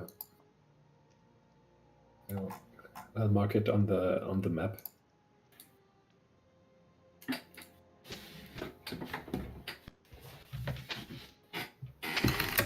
All right, let's get this ore back up, and Gil will start to climb back up. All right, easy enough. Nothing attacks you down there, so you and Gilly and Rep, you get up top. What are you thinking there, Riffiel?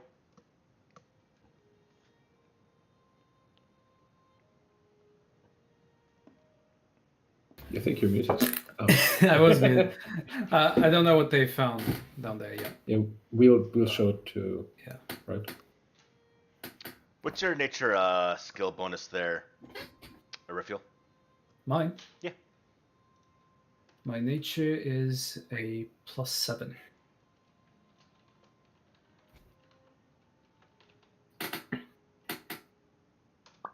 There you go. Sent you a message.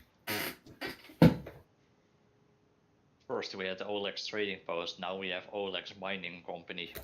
The Oleg Corporation is growing. We're expanding our businesses. I'm surprised there's no one about. Have we got a map? Like a physical map? Yeah. Above game question. Yeah? Yeah, it's in the map. Yes, you do. Like in character? Yeah, I'll say so. Because you have the actual map in the. Mm-hmm. We might want to mark this place down.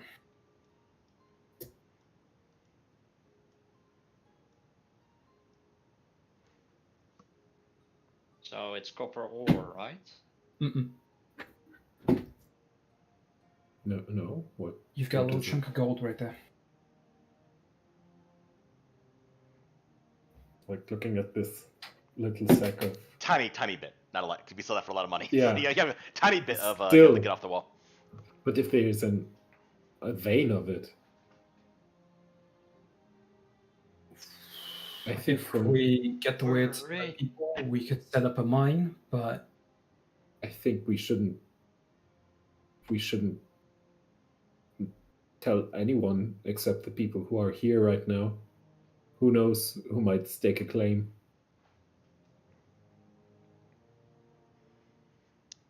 Amiri speaks up. So what is it? Copper or gold?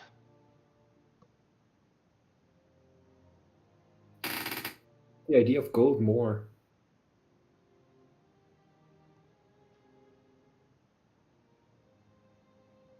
And Gilly has probably heard that if you want to know if something is really gold, you have to bite it. So Gilly is going to bite it. It's Like this. tough. It's gritty. It cracks maybe a tiny piece of your teeth. Oh, you bite the gold nugget. yeah.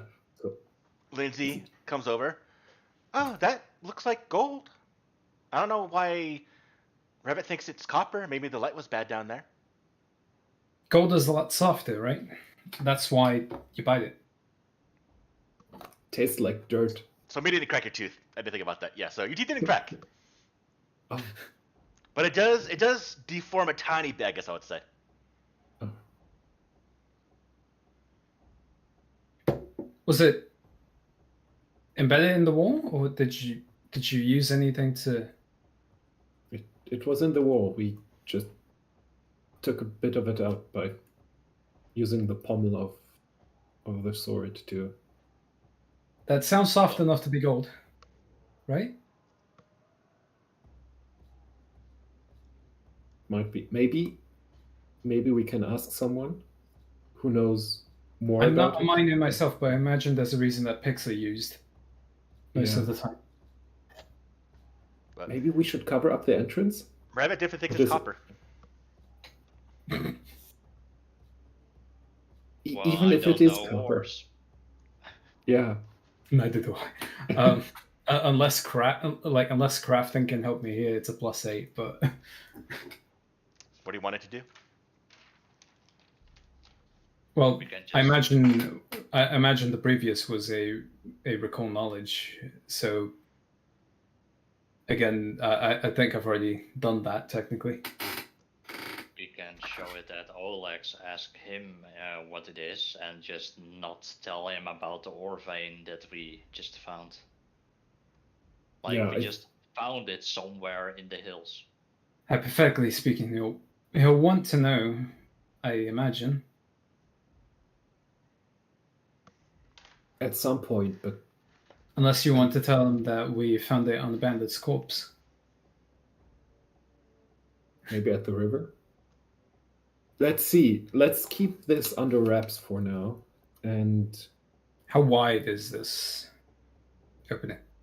It's a 20-foot deep. It's a 5-foot wide crack that goes down 20 feet. Oh, okay. So very, very small. But this is a vein that might be larger if we dug into it. Potentially. Oh, all right. Gilly will want to let's put some shrubberies in front of this. For a budding kingdom, this could be very, very valuable. Yeah, it could be. Since we went down into the crack, do we know how wide the ore vein is? Like how long it is, or? It went from the ceiling to the ground. So 20 feet. Yeah. Yeah, this is, I think, and Gilly will extend radius. Yeah, Gilly will want to talk with Lindsay and Emiri and everyone. Just let's not share this information just willy-nilly with anyone. Well, no, people would kill over this. Yes. Let's cover it up. The amount of wealth here would make anyone extremely wealthy. I won't say anything. Yeah, let's cover it up. And Mary just goes, I don't care as well. Gold's nice and all, but I have everything I need right now. Well, depending on what our next objective is after we rooted out the bandits, perhaps you can use it. Just imagine what the bandits would do if they knew about this. Ooh. They would go insane. Well, they're definitely not camped out in the mountains. Yeah, after this otherwise they would already. Yeah, you definitely don't see any bandits here. This is about noontime now. Yeah, I think if they had been camped out anywhere near here, they would already know about this. Yeah, but didn't they cross past the woodlands towards Olex? Yeah, but they have been past this point already or not? They may not have scouted it. Rabbit, you're good with general wilderness and survival, right? Do you think you could help me cover this up? Or I help you? One way or the other? I would like to help too. We'll use the cover track skill in this case. Who wants to be the main roller? It'll be a survival check. What's everyone's survival? -4. I have a 5. Survival. Let me see. I got Miriam 5. as well as Lindsay. Amiri's is +4, and Lindsay is a +1. I don't think Amiri cares enough to help. No, I'll help. It's nice having a throw war a- band to travel with again. Surprising. Oh, that really it touches Gilly in the heart that we're a warband. No, I'm used to my old home's war bands, but just having a group to travel with is nice. Yeah, I really enjoy it. Especially It's also nice to have you with us. Plus, Yeah, I can relax when I sleep at night. That's always enjoyable. and thanks again for the weapons sharpening. We need them sharp. In case any danger we find out here. Make sure we can kill them easy, then have to struggle. And she did a good job, right? Oh yeah. It looks like professional. All right, let's cover this up. Or if you want to maybe roll, Gilly's Amiri roll luck has will not been that good. go and aid as well. She's Yeah. survival. I want to aid too. Oh, nice, Gilly. Okay, survival. Actually, critical aiding. success. That's +2 to who's the main roller? Or feels the main roller. as well. I was the main roller. Yeah, you were. I said I wanted to aid, and I regret that. I don't. So, I don't recall us deciding the main roller, but okay. You start to cover it with help with Amiri. Amiri's not helping. She's helping a little bit, but not any significant means. Gilly's finding the right branches, the right areas to cover the dirt, the foliage, to make everything seem natural. Moving rocks about with the help of Amiri. And Rafael, at the end of the day,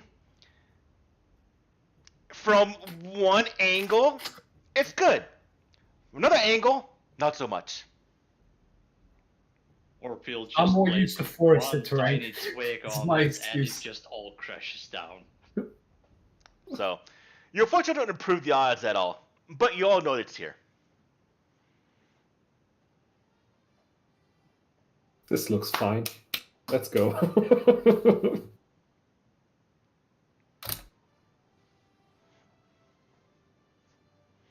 All right, everyone. How do you want to proceed forward? So do we have one action left? Yeah. Then we should move west. Next style, yeah. And we should probably check again and again if someone is here. At the gold vein. They're like dollar signs in Gilly's eyes now. All right. Move that token over to the west, please. As now discovered. As you move into this area, you're definitely coming across the sounds of the river, of the Thorn River that is. And it takes pretty much, to get into a significant amount of area, it takes pretty much the rest of the day. And this does leave you towards...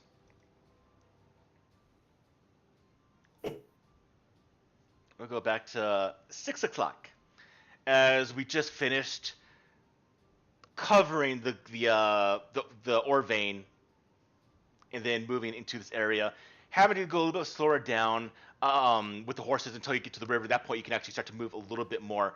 But you're at the banks of the river, or not, and well, just decide what we need to do. Do you want to press on to another hex, or do you want to stay here and essentially spend one full day? Do you want to camp out here? They won't be past this point.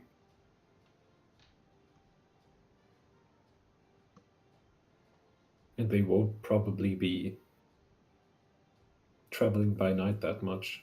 Here, at least. They'll be here somewhere. Yeah. Yeah, if they are traveling, they will probably start in the morning instead of trying to travel at night. It would be a bad idea. I think let's set up camp. Let's not make a fire. And let's be as quick and as unnoticed as possible. what does everyone think? We are right now more in enemy territory than we've ever been.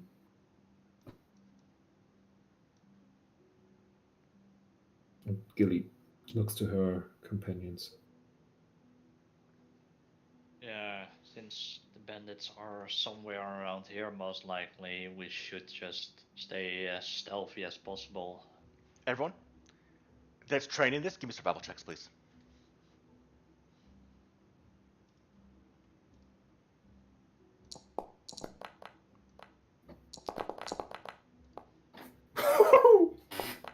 No.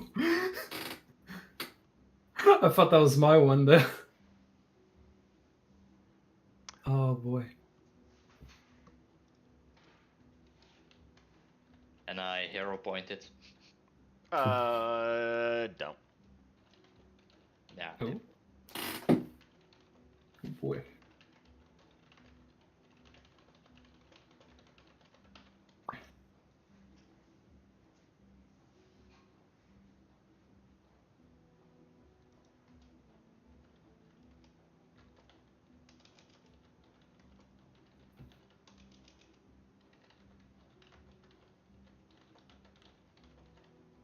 All right.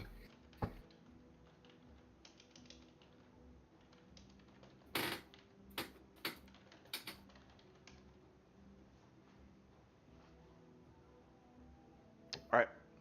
Course of action, everyone. Looking around and just dismounting and having a look closer to the ground. Gilly is intent on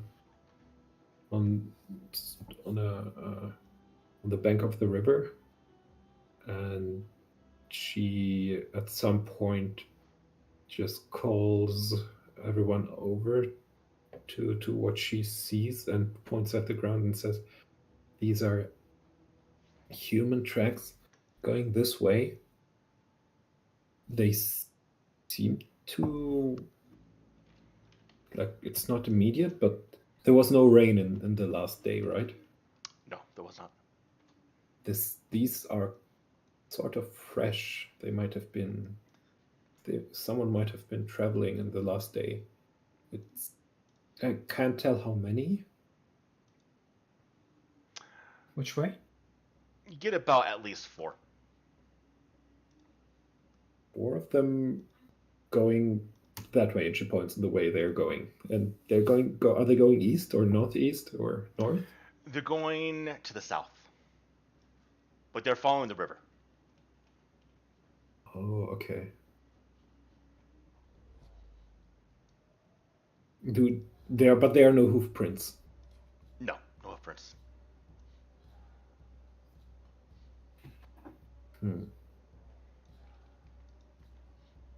I think following them tonight might be an option. Seeing where they lead. Maybe we can find a watchtower. The watchtower that they have, right? Should we try tomorrow? And Gilly are there clouds? Is there any hint of rain coming? Because especially at a riverbank, they might be washed away. So there actually is a opportunity to learn a feat to actually discover the weather, which none of you actually have right now. So I'll say this: you can potentially, if you get a natural 20 on this roll, but there's actually a feat to actually predict the weather. So like a nature check? A skill feat? Yeah, like Yeah, there's a skill nature? feat to predict the weather. Oh, cool. Nature is the associated skill? Survival. Survival. Mm-hmm.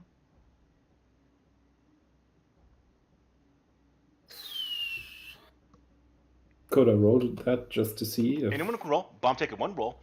It has to be a natural 20 in this case. Right. Only one of us can make the roll.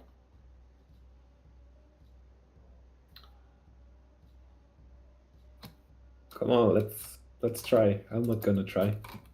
You want to try it? No, you go. I haven't done any good rolls for now. So now is the right time for a good roll. Right? Yeah. Just say you 8 and then you roll a natural 20. It's fine.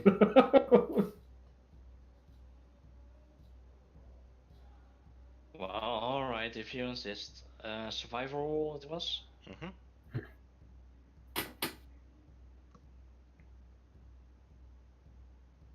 Well, let's hope. Next to that 20. Close, Yeah, but no. that's right. Yes! Yeah, you got no idea. I saw that 20. Yeah. Yeah. On the The other side. 14. All right. I say The game we. is broken. I want a new game. Gilly says, I say we risk it and go close. This opportunity might not come again. Is there a possibility that these tracks are headed to the Stag Lords fort? Significantly further south, but yeah, I That could use might be it. spray to track it at least. yeah, but these could be heading toward the Fawn River camp, or they could be coming from the Fawn River camp. Yeah, that's true. If we don't find something in the next 2 hours, while the daylight is fading, we might just make camp and continue tomorrow. But let's at least try to track them a bit. And yeah, I think Revit seems very eager. Well, the sooner we find them, the sooner we can return. That's what I think. Yeah, I like that. Let's go and make a camp when it's no use anymore. And Gilly just thinks like someone without dark vision and is not thinking that you two might be able to still do it in the dark, but at some point we're just stumbling about. And the horses also don't have dark vision, so But she's like, let's try and let's find it. Well, if they don't have anyone with dark vision with them, they will be using torches and other light sources as well. Yeah, so like we have the surprise on our side. Realistically speaking, even because of the horses, and because we have multiple people with us that can't see very well in the dark, And we'll need torches. both can't see in the dark. Yeah, we'll need torches at least for them so they can see where they're going, even if myself and Ravik can go a little bit further ahead. We will still be illuminated as well. Yeah, that's true. And if you go right now, it's getting towards dusk time, so for Lindsay and Mary to move, they need either have torches out, which will be easily seen, or have them stand back. You want to have them hang back? I think what we could do is perhaps set up camp here, while Orville and I just track them for a bit, for like an hour, and if we don't see anything, we just return. I think that's from a metagaming standpoint, I think splitting the party is always a bad idea, but I think it's actually a good idea to start the camp for the people who can't see anything and try to hide the horses, hide everything, set up tents in a very stealthy way, and wait for later, and maybe just have a scout around so we're not ambushed here. From an above table talk, metagaming, as you put it, Arifiel and Ravik can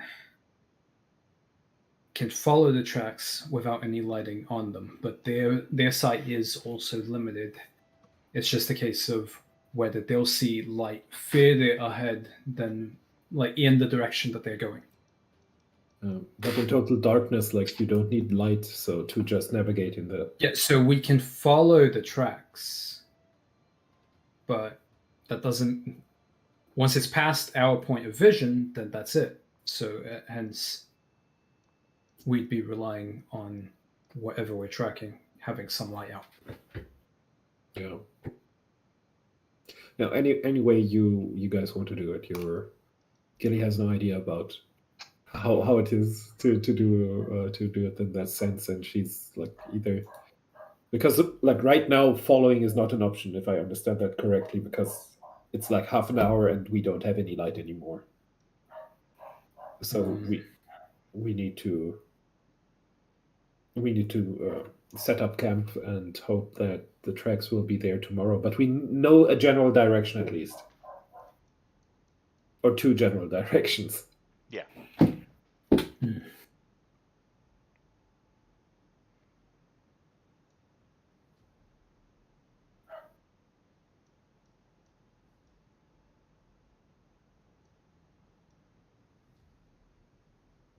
So we want to set up camp here and perhaps see if we can track them, or do we just want to set up camp and continue tomorrow? I think that's something that Rabbit and Orifil have to decide, that you guys have to decide if you want to do that, because Gilly cannot help you with that. Because if it's getting dark, it's just stumbling through the darkness, running into a tree. She will, with Amiri and Lindsay, set up camp hidden a bit farther away. And hopefully in a place where we can see out of the trees to this riverbank, but apart from that, it's your show. Currently out of character, at least, with my hunt prey and my tracker's goggles equipped. Do you need to select a target for hunt prey? With hunt prey, I need to be able to see or hear the prey, or you must be tracking the prey during exploration. I'll light here because you have the tracks. So basically with hunt prey and the tracker's goggles used, I can get a +3 bonus to survival checks to sense direction and track. Or at least to track the prey. So it should be possible for Revit to track at least where they are going or which direction they went.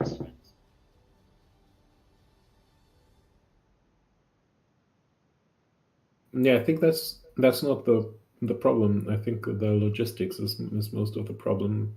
How we do the camp and so on. Because right now, only two of you can see in the dark. Yeah. In black and white, no less. And with a limited range, right? I think it's 60 feet. Mm-hmm. So if the two that can't see that go off and potentially trigger an ambush, they're by themselves fighting how many? Probably the best course is to use it defensively and does Pathfinder give a range for light vision and dark vision? I'm looking at the things now. And as far as I understand, in first edition they did. In second edition, no, until you hit like an actual obstacle. Oh. Well, maybe I'm wrong. Dark vision says you can see in darkness and dim light just as well as you can see in bright light, though your vision in darkness is in black and white. Yeah. Okay, so until you hit an obstacle, you can see. Yeah, I don't know if that's different now for Ifrit specifically. But you're also in the middle of a woodsland, so you're not seeing that far if you're just standing still. Yeah. Yeah, I think it's a bad idea if we're not able to help you. So,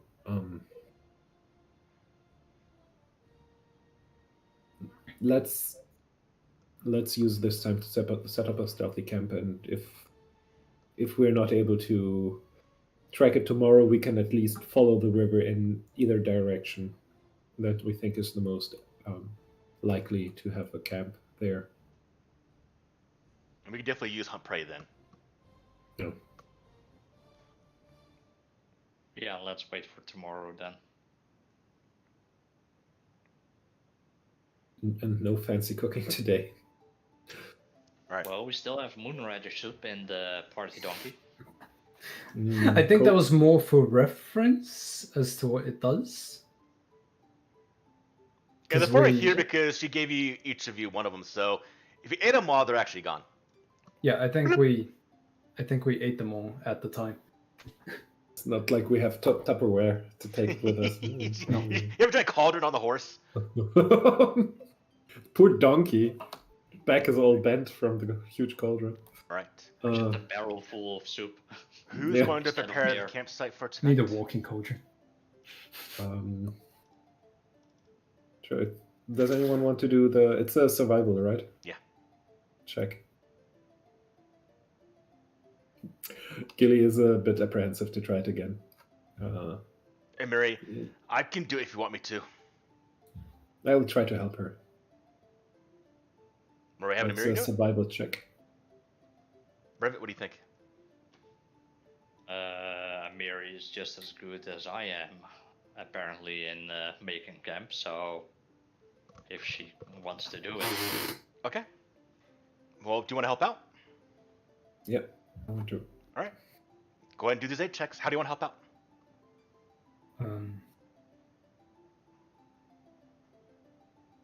I want to look around if there is perhaps slightly open spot where we can put the tents together, but also still hidden from view. So you want to use perception, nature, or survival? Perception. Go for it. Can I help out by getting a bit acquainted with the environment, see what kind of animals may roam around, and see what may be a good place that doesn't disturb anything, and in turn leads to nothing disturbing us. Nature. Go for it. And Gilly, I want to help out. I want to.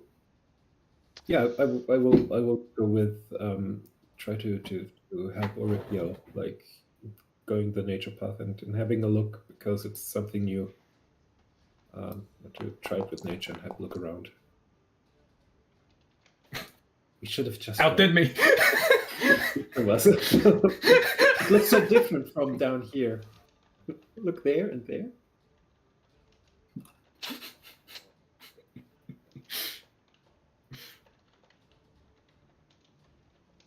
Nice.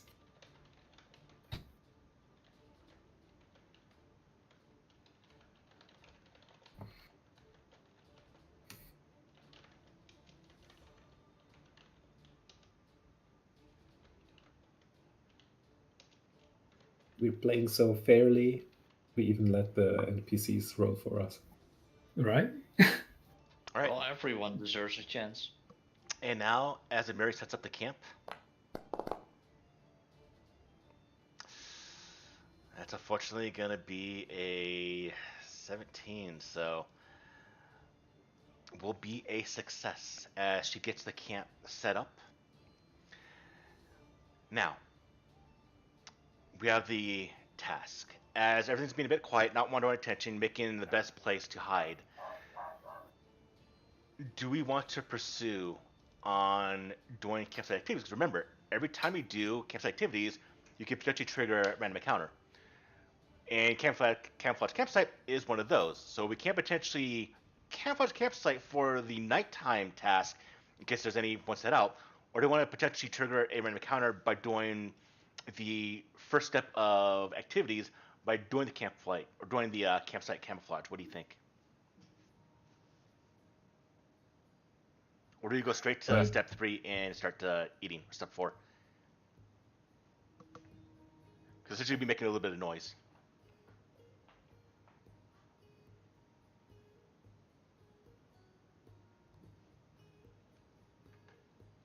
I would say camouflaging the camp would be a good one, but would that bonus actually be helpful instead of just going straight to the last part of the camping? because I'm going to roll for random encounter during the nighttime watch. Camouflage campsite does increase that by essentially a DC. It does increase the difficulty of me rolling a random encounter. But during the camouflage campsite can also trigger a random encounter. So, do we risk one potential random encounter to potentially not have 3 or 4 of them rolled? Like an in-game thing to explain this sort of metagamey thing. It's like if we do anything, it might trigger some loud noise or something. Just like yesterday when Amiru was very enthusiastic about clearing the way for the campsite. That wasn't my fault. The tree was very proactive in that sense. But how about we today just lay low, eat our cold meals, and just be on the watch and very careful for tomorrow, and try to get out as early as possible, and maybe catch the bandits, catch up to the bandits, or maybe catch up to the camp where there are 4 less bandits. So you're thinking we don't take any campsite activities? The campsite we're at should be just fine for hiding us. If we It's start, because we're in enemy territory is why there's the concern. yes. Well, Gilly seems to know a lot about camping, so I'll just follow what Gilly wants. Me and my dad, we always used to go camping. Yeah, I think especially here, we know there are people going around. And it's probably the best to stay as hidden as possible. And our experience so far has been that some monkeys might just go around and scream at us if we try to camouflage. So let's keep it as quiet as possible. Wasn't this the thing you called guerrilla warfare? Yeah, it's when the monkeys, they disturb you.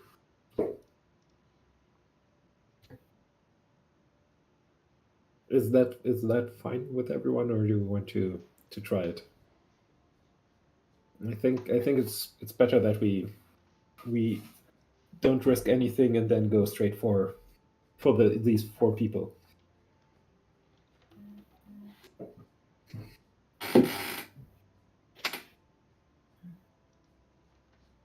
Well, I agree with Gilly. What do you say, Orifil? Yeah. I think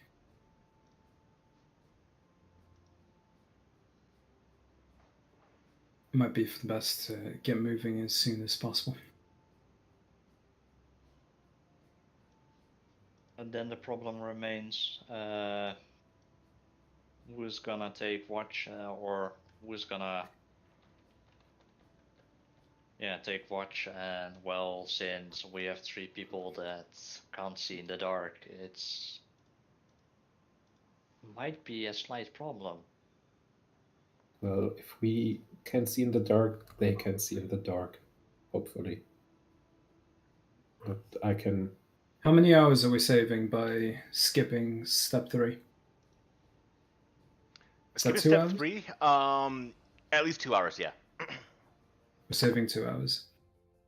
So we'll be getting up before sunrise then, I imagine? Yeah. If it's 6:30 right now, you'll get up around 4:30. So ideally, myself and Rabbit want to take the last 2 watches, I suppose, since those will be the darkest. Right? Yeah, makes sense.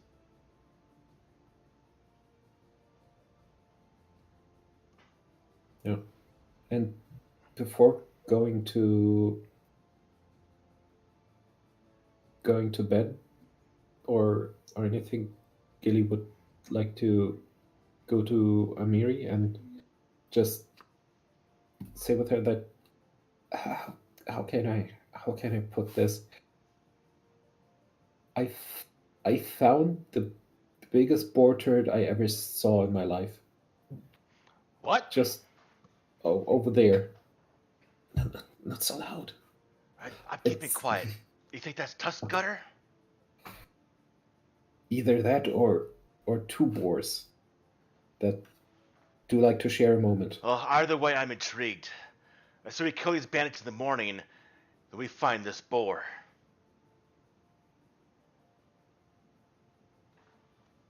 Yeah, I'm more excited about the human quarrel we're hunting.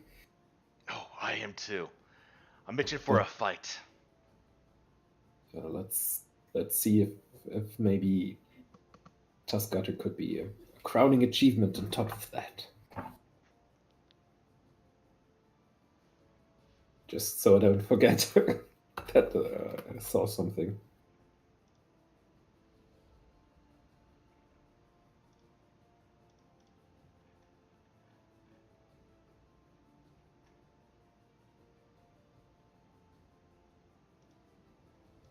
I have to say, I don't know if the bandits would be traveling at midnight.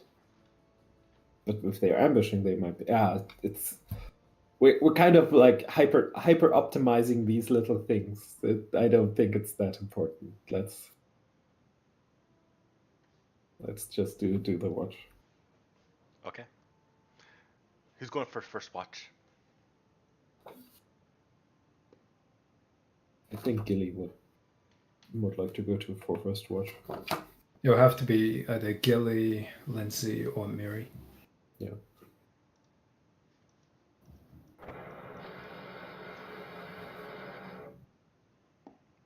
Yeah. So if we could have the watches in that order: Gilly, Lindsay, Amiri, and then either Rabbit or myself.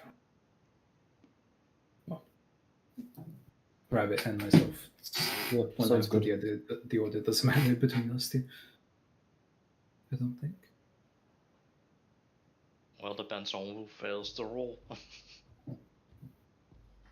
Yeah, you know, what happens happens.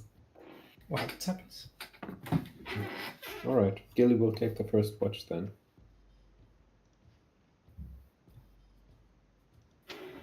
Trying to hide herself and look from under some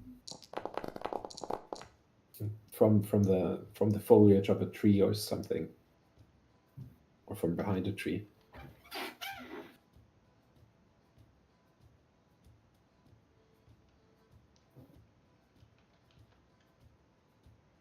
And probably listening a lot and being very fearful of any sort of disturbance. It's like in a dark forest with a river near there. There's a lot of sounds going on. I'm just sitting there in total darkness for 2 hours or more, and and looking at all those, or just hearing them, must not be that much fun, but still. With a geese arm in hand, she's just sitting there. You doing the first watch? You're doing the first watch, Gilly? Yep. As everyone is preparing or sleeping for this first watch for this fight that happened in the morning, Gilly, go give me a d20 roll real quick. Mm-hmm. Okay. Gilly, you hear movement. And you hear a group of people talking. Where the hell is that fool at? He went to Ola's a couple days ago, he's still not back. I know Crystal thinks he probably ran off, took in the treasure. I know she's itching to go there and find what's going on. We're waiting for people from the damn Stag Lord. And we're out here trying to find fucking food. This ain't right. I wonder if Oleg finally got his defenders from Restov. Hell, Oleg would have been scared. Oleg's been scared ever since we got in there and taken all his stuff. He wouldn't dare have anyone from Restov come in and help out. And if they do, we'll kill them all the same. And he's here. Give me a perception roll, Gilly. All right. One second.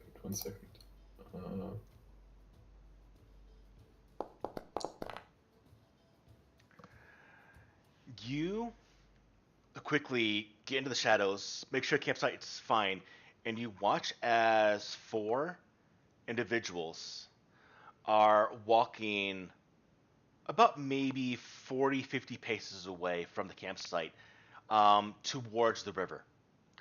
And it looks like they're going to be walking to the south.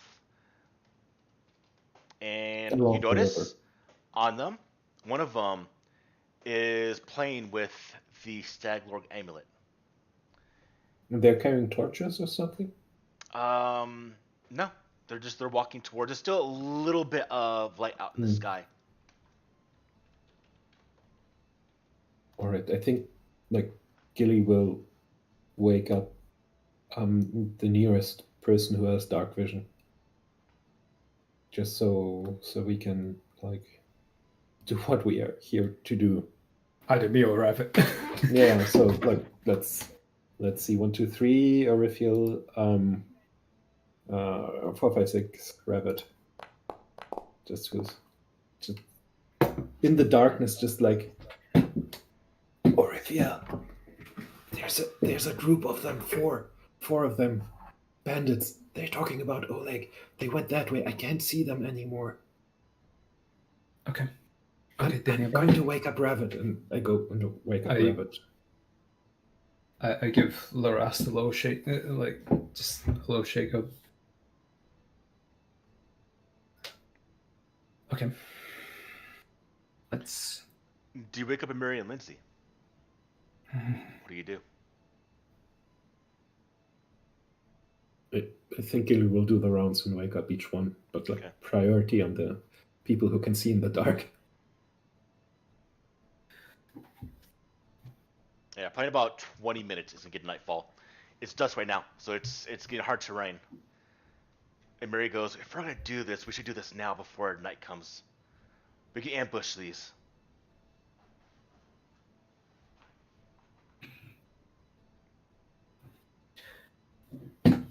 It's either we ambush them now or we follow them back.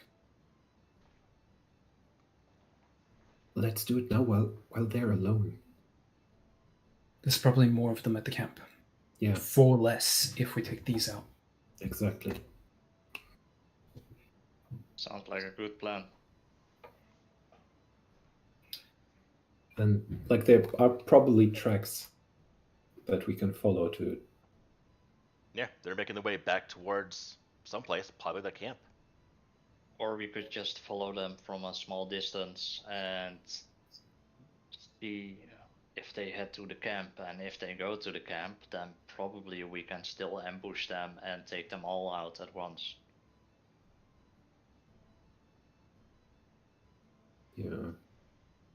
Yeah, let's do it. Go to them now, because I think we don't have an opportunity to have this many of them, or not this many, just this small amount of bandits in one place.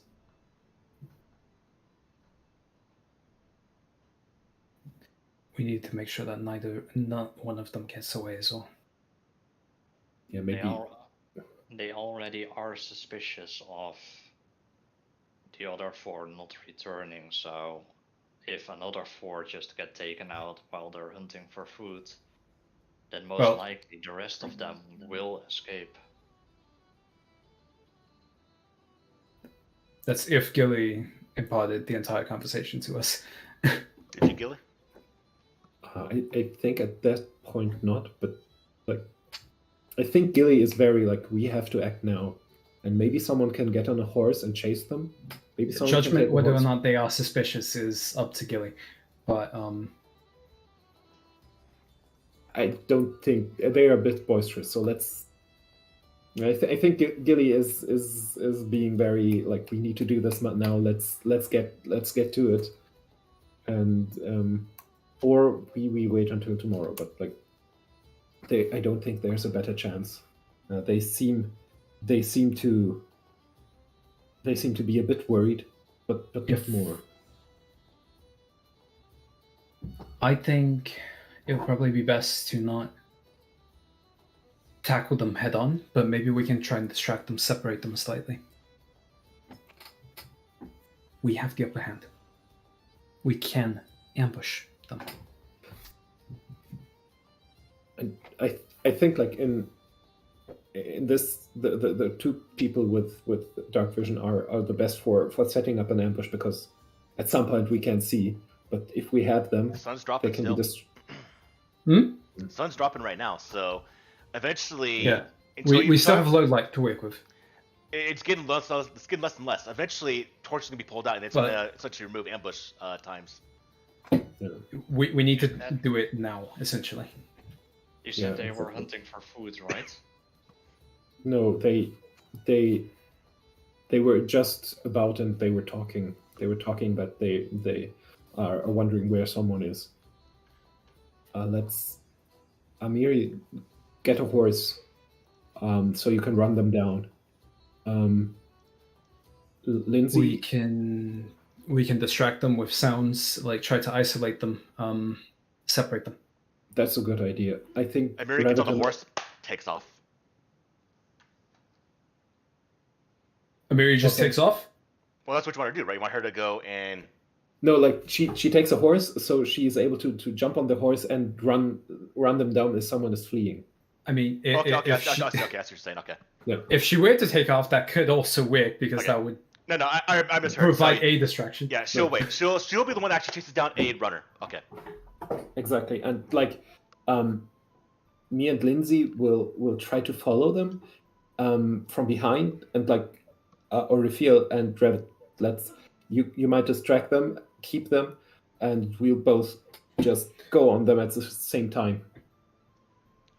I'm really good at stealth. Always sneaking around. I can help follow. Okay, that's good. I'm not good at stealth, and like a half plate. It's a bit squeaky and Who's and gonna go clattery. with me? I'll go with you. Okay. I'm also good at stealthing, so. So I think I'm Amiri okay to that.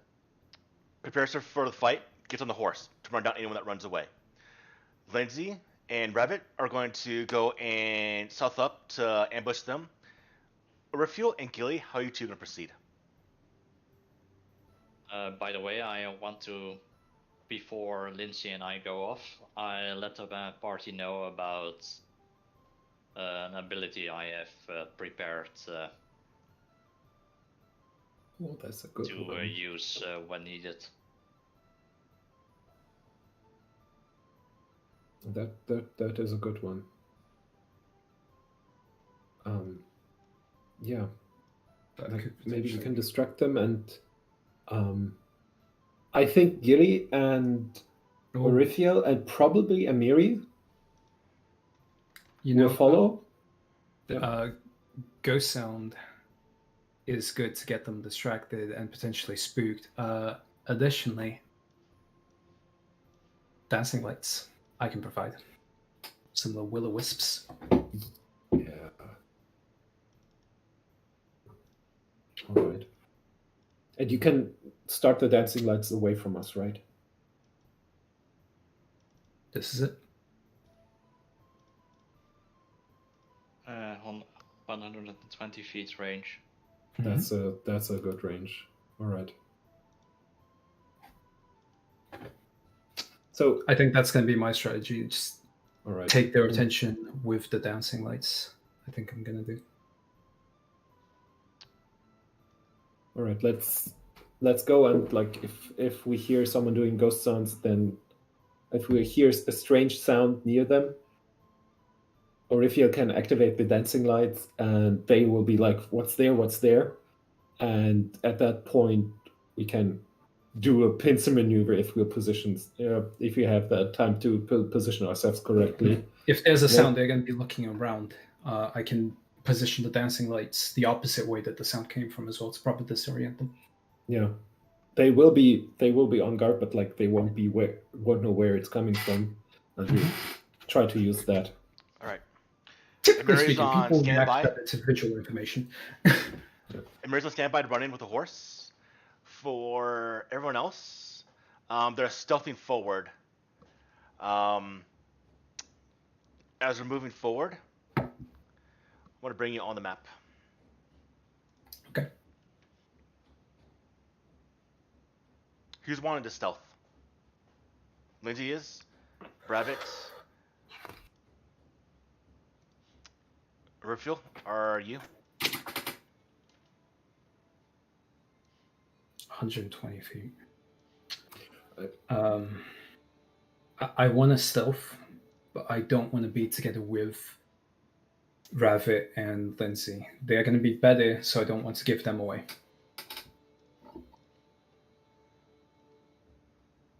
But you're going to come in stealth, though. You're going to come in, though, stealth, correct? Yeah, I think I want to stealth. All right. And this map looks familiar. It does look familiar. Right? We're going to reuse it. All right. Hey, it's Jask.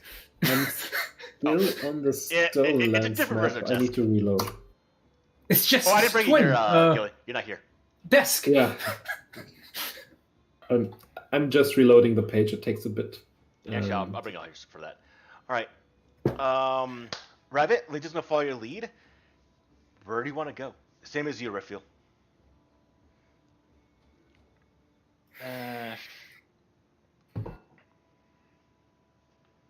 This part is higher than where they are, right? So technically they're going south. So actually you're going to be up here, technically. Okay, we're going to be up there. Okay.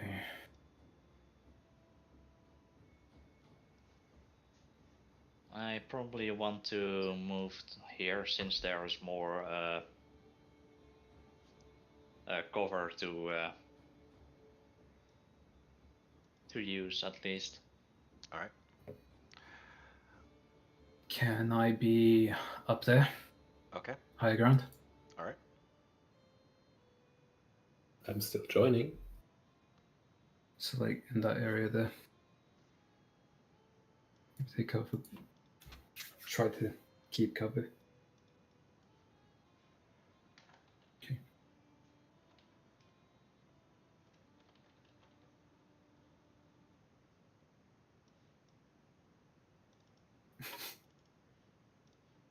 I always love seeing how big the horse stickers are.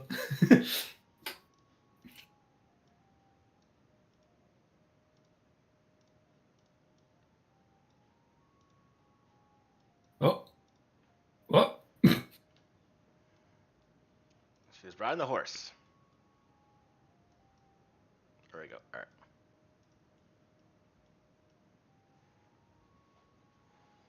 All right. George, you in here? Yes. All right. So you can be back here as well. Potentially not in the fight at the moment. All right. Now I want our stealth rolls from everyone. All right. And if the roll is failed, then, well, they're gonna potentially know that something is afoot.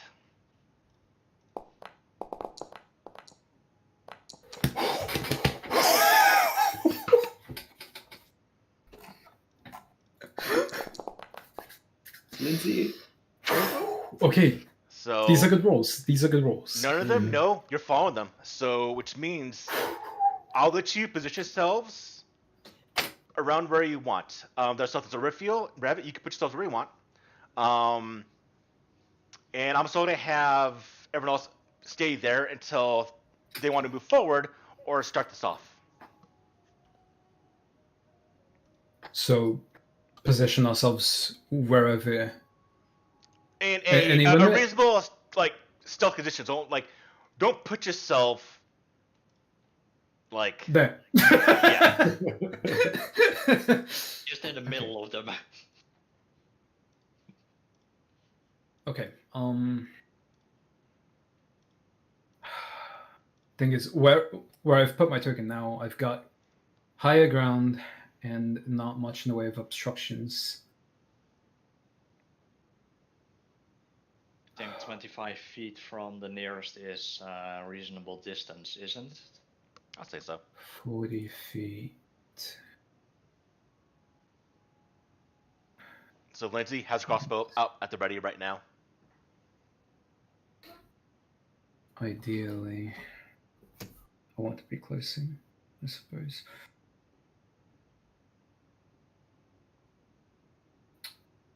I'm gonna be. I think I'm gonna be within, like, around that tree line there. Okay. Now, since they have no idea that they're being followed, you have your weapons out at the ready. They're moving, bit of game, they're a bit of hunting, talking a little bit amongst themselves. Are we ambushing them right here?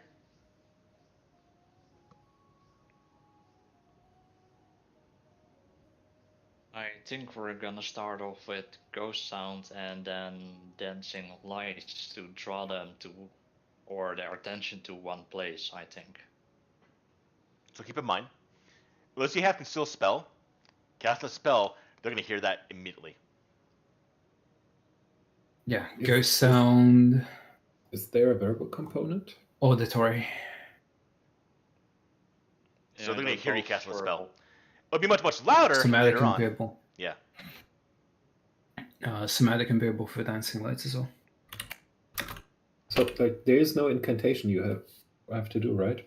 Or Somatic is incantation.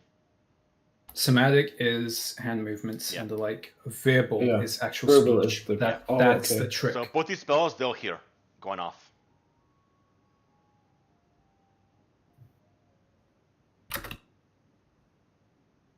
oh.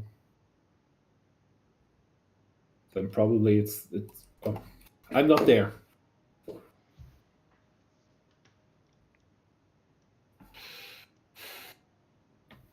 We Let's could probably see. take out the. If we. Ghost sound hypothetically makes a larger sound Yeah. than the actual casting of it. Yeah. So they hear you cast the spell, and then a very, very loud sound someplace else. We can't like roll stealth to like whisper or anything, can we? So magic in Pathfinder 2 is done with a gusto. It's very, very audible, very, very visual. Okay. There's like spell effects, there's light, and everything. That's what the conceal spell feat is for. Yeah, exactly. Gotcha. There are feats for that Yeah. to make it also silent. But Yeah, that's spells like aren't level subtle 6 unless you or have a 8. subtle spell. Yeah. Like when you start casting a spell, everyone knows you cast a spell. Mm-hmm.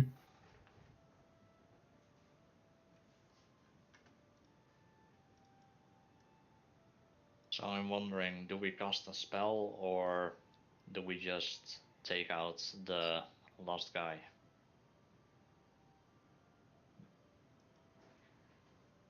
Like, this is knowledge that both characters have about their ability. Will Oh, yeah. they? Will they know where we are, or no? They'll have to pass our stealth DCs, won't they? Once you attack, you're not gonna be hidden no more. No, I mean spellcasting. Oh, what about the spellcasting? Will they know where we are on the map? Yes. Is it like hearing an imprecise sense? Well, like I said, spells are very, very visual. So they'll see the spell going off. Okay. What I'm allowing right now is essentially is a setup and where you want to be. Because Gilly and Emiria are going to be in the back when this fight starts off. You three can be up front and as well as use the stealth as your initiative. That's what this is setting up. And has By the weapons way, already out, so you can already have an action already prepped essentially. Do we know what kind of weapons the 4 bandits are using? Daggers as well as short bows, and they're all stowed right now, so they'll have to pull them out when the fight breaks out. So you have the clear advantage.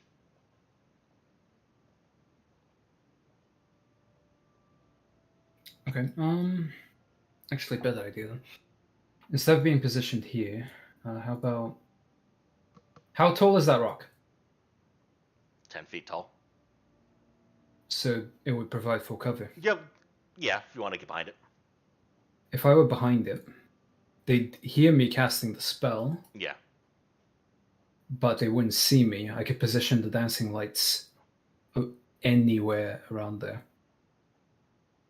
which would get their attention also, potentially. That'd be one idea.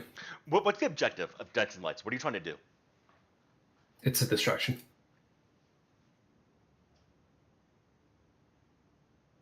We want to use ghost sound and dancing lights to make it seem like there are some people with torches just walking or moving about. At least that's what I think. That'd be one idea. Yeah. Well, yeah, like combine the two. Dancing lights can create up to 4 floating lights. The moment you cast a spell, lights. we're going to initiative. So, because they're going to hear the spell going off. They're going to hear someone casting a spell. It's going to go to initiative, and they're going to start looking around. Dancing lights gives us 4 dancing lights. 4 floating lights. Ghost sound can give us the volume of 4 humans shouting. If we put them in the same spot, then they might attract attention as though they were 4 people with torches. Like, and a general idea, because I think the characters would know that both Amiri and Gilly are coming from this direction up here. You put them further away. And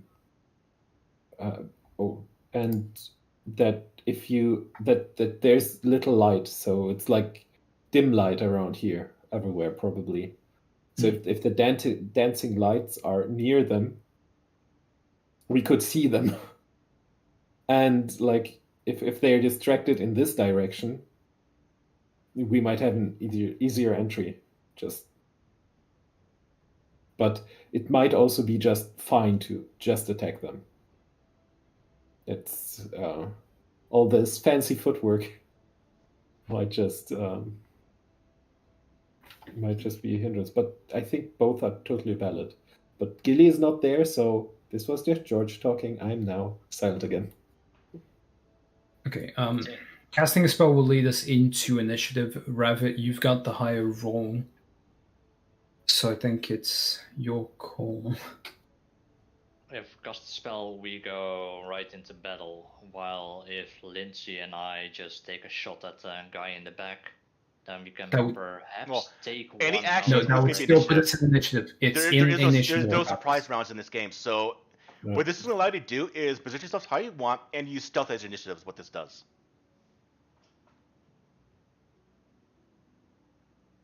Okay, a torch is bright light for 20 feet radius, and dim light for another 20 feet.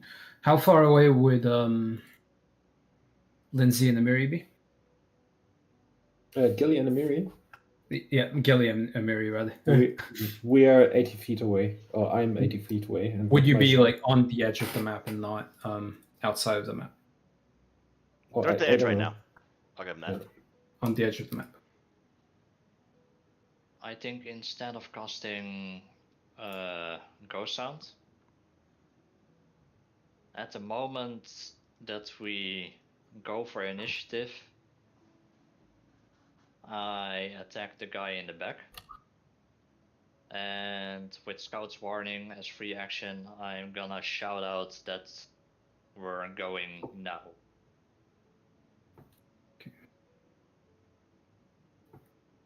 Put myself back in the position that I had before.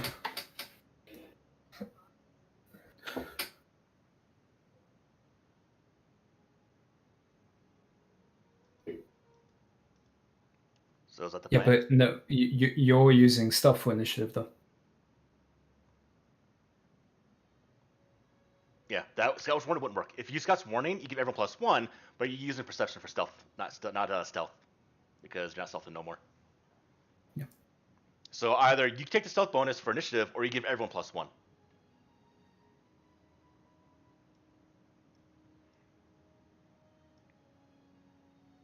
I think I'm gonna use the +1 for everyone.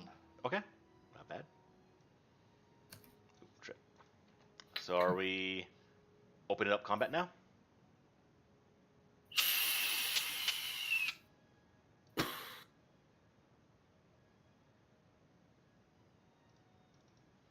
Go. Let's go. I'd say we go because the time just keeps ticking. It is. Yeah.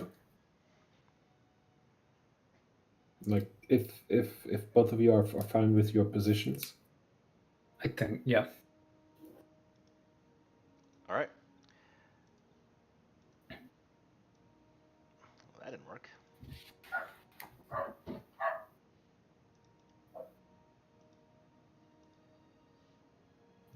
Why are you not in the combat tracker for?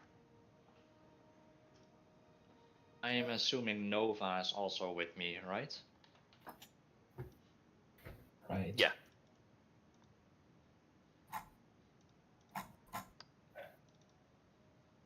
What is going on here?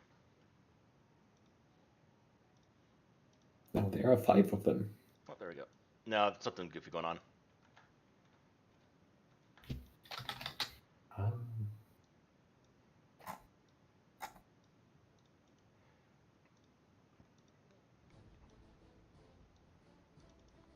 For some reason, things were not working the way they should have.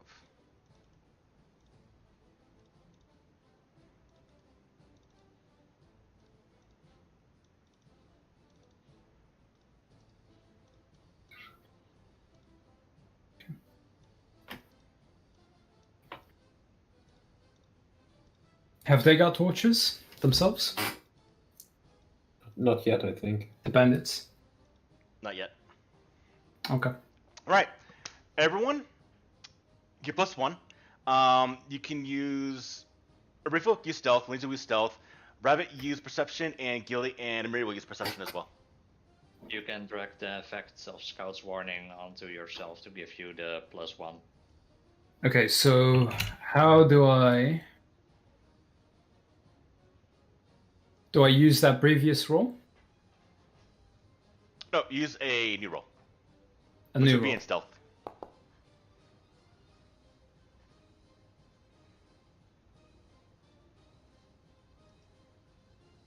Okay, so I click roll initiative, right? And then pop-up will be there. Well, the pop-up won't be there. You have to change that in your actual in your character sheet for the initiative part. So change initiative from right now it's deception to stealth. My character sheet. Got it.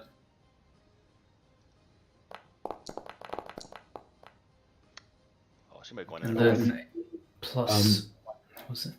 One more thing, Gilly will have her Guisarm out and have her shield and so on not out or on her back, but like I'm currently encumbered, but I don't think I'm taking my backpack with me, so I'll put the backpack somewhere else.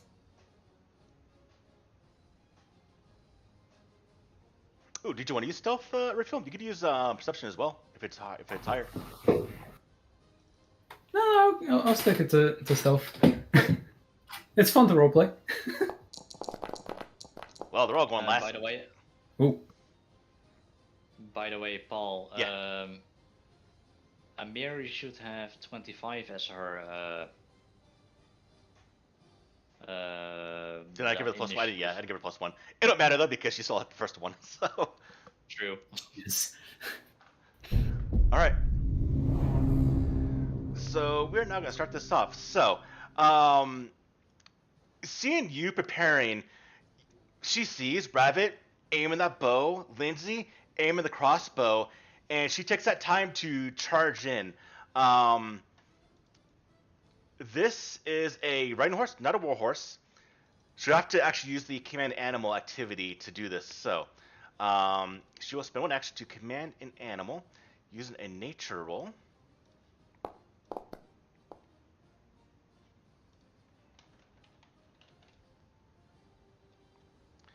Which I do believe. So it's friendly. All right, so it is going to do its thing. So it's going to run forward. Its speed is 40, so 2 actions just to get there.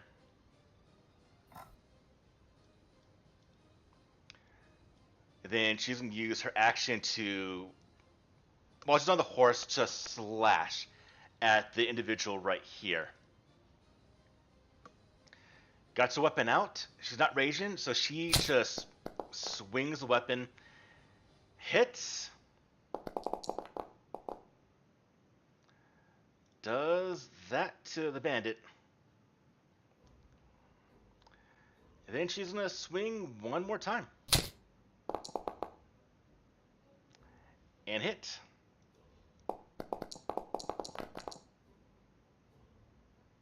She just... And she absolutely kills that guy. Immediately. Beautiful. Rabbit is on you.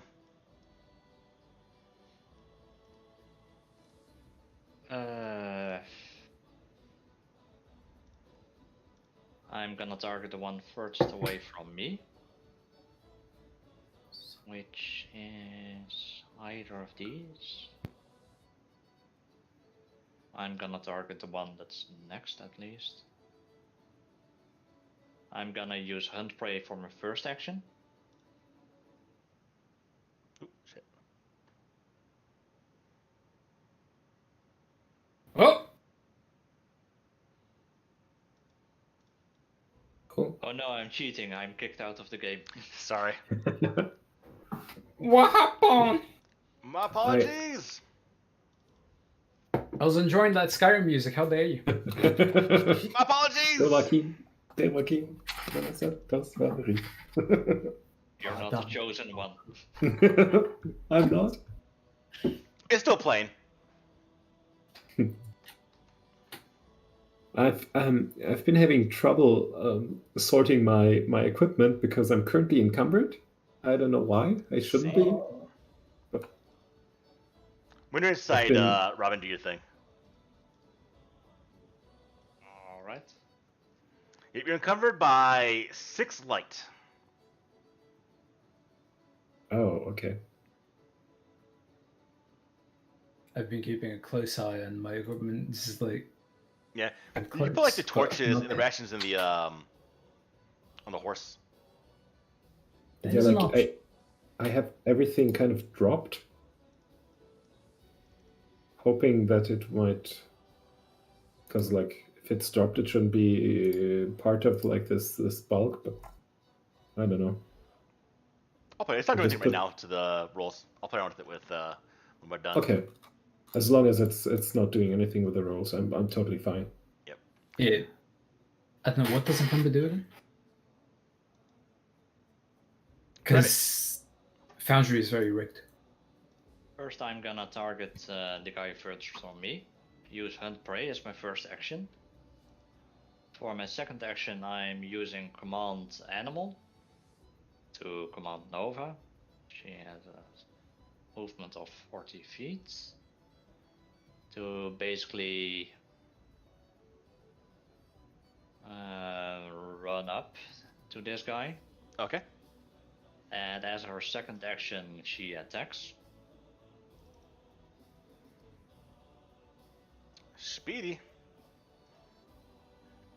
40 feet movement. And hits. And For a she's gonna hurt critical that hit. guy.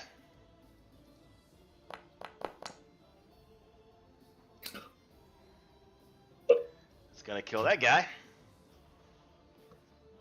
Okay then. So it's my turn. Not yet, I've used 2 actions now. Yep, Rabbit's got 1 action. Damn. And then I'm gonna target this guy. And since apparently I killed the first target already, on which I used hunted prey on, this is just a normal attack. Which will miss. And missed. And that was my turn. Well, that guy's dead. Gilly is on you. What I will do is, I think the only way I can get anywhere close to it is if I use my athletic rush once to get 10 more movement speed to get like up to here. Your athletic rush includes movement, doesn't it? Yeah, As well? like, but and I get plus 10, so I do 35 on the first. And after that, I can do 2 times, so I'm like 85 feet movement, 3 movement actions. Yeah, and I'll be there. Which is my round, but still. I can see Gilly just rushing up and then just... Right. I can also run through the underbrush just like that, because she's very, very just like good with going through the underbrush. So this is my turn. End turn. Oh. All right. So you just run as fast as you can, Gilly, leaving a Riffiel. It's on you. How are lighting conditions around them? It's getting dark, but not dark enough yet. Okay. Just stride. I thought 7 was nighttime, but I guess 8 o'clock's nighttime on this. That way, and It's got a little bit of light.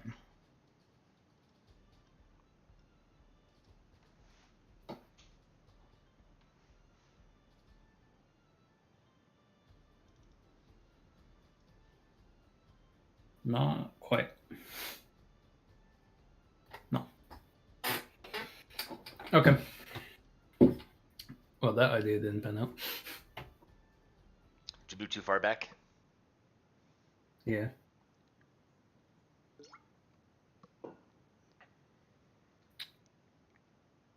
Tell you what, I did leave these guys on accident. Was any of these guys closer to you? Hmm? Because I deleted these guys on accident, were they closer to you when you did your original calculations? No. Okay. No. It's just I didn't think the one closest to me would be the first one to just immediately Evaporate. Yeah. I'm Mary Kill. Sorry. Okay. No. Actually, tell you what, no. Bad Make a Nova, you second can insta-kill him. stride.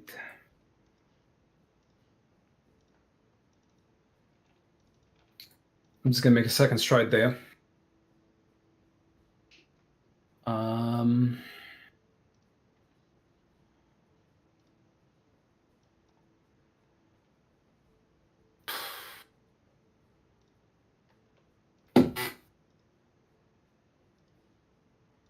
Yeah, I think that'll be done.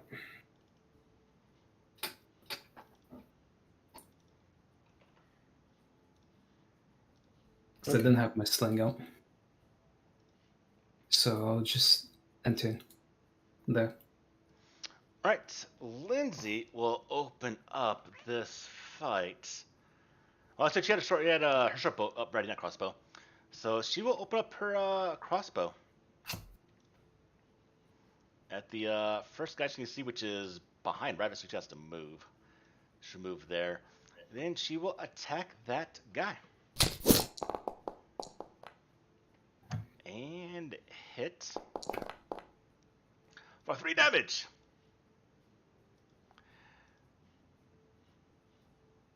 And then she will can't use a spell, so she'll do a second strike with that short bow, just in case. And completely miss. Going to the bandits. The first one action to pull the weapon. Second action, sees Gilly that just ran up, horse behind Gilly, and is going to attack Gilly. This is the best possible of all worlds. They attack Gilly.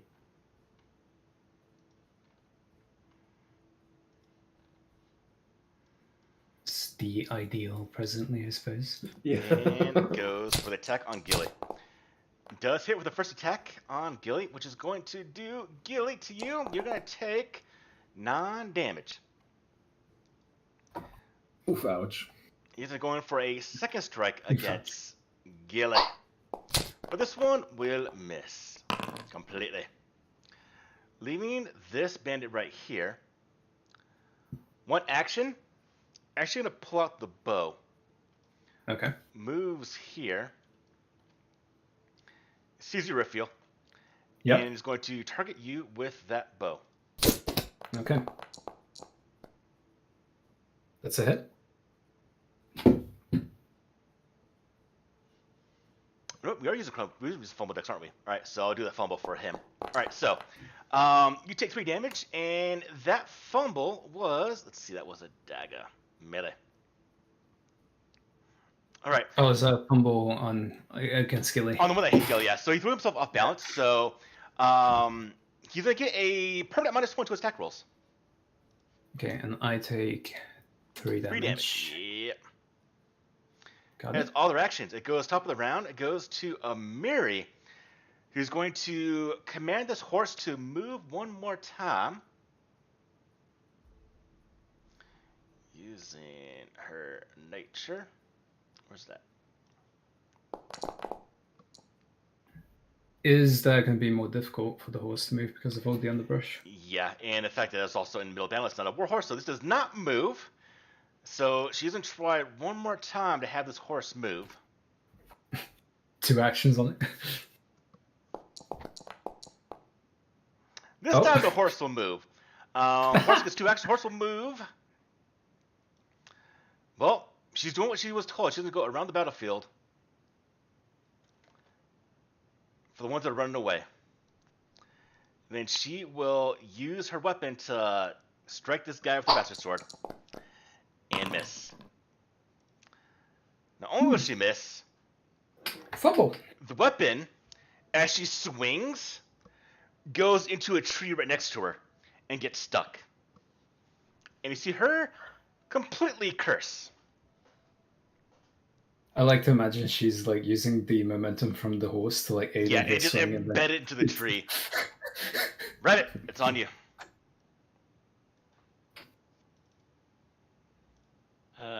First I'm gonna use Command Animal Nova to give her 2 actions. Then she, let's see, runs up to this guy to flank him.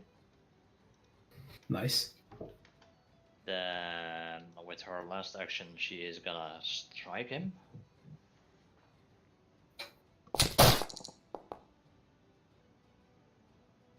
And will hit. But I am flanking it, right? Or Yeah, but It flanking didn't just count, yeah, lowers because the of Mary. AC by 2. Yeah, that's why. There you go. It would now. It is a critical hit. okay. Hit critical. So, Alright, and that will take down that bandit. Dwarf just comes in then and mauls it. I'm gonna target the last one and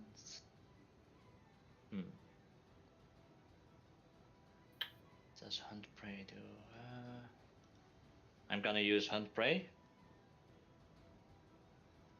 as my second action and then attack with my last one. Alright.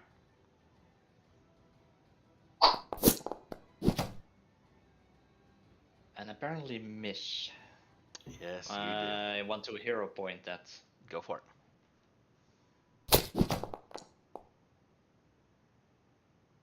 This one definitely hits. That it does. So roll for damage.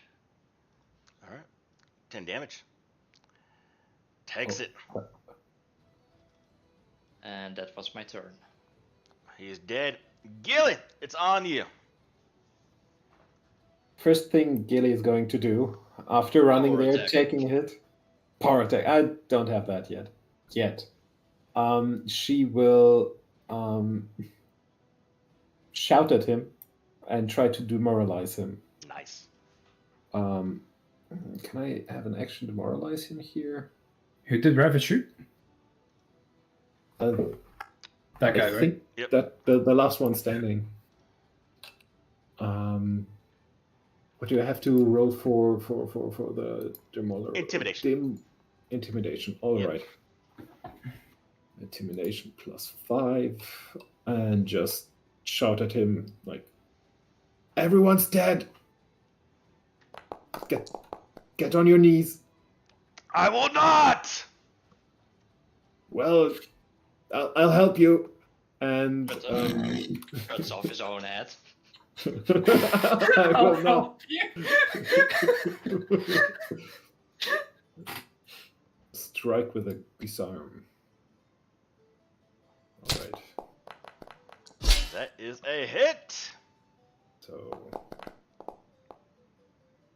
Ow. +1 Ow. from the sharpened. Done. And after that, another one. P5. All right. Nice hits. Damage with +1. Let's go. Nice hits.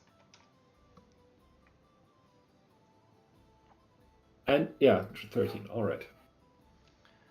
All right. Get the Gil, you got one more action? Nope. I don't have any more action. I am done because I demoralized and 2 strikes. Gotcha. Raphael, it's on you. Me next, Paul, is it? you didn't take 8 damage from the first damage roll Gilly did. You took 1 damage instead of 9 in total. No, you took all the damage.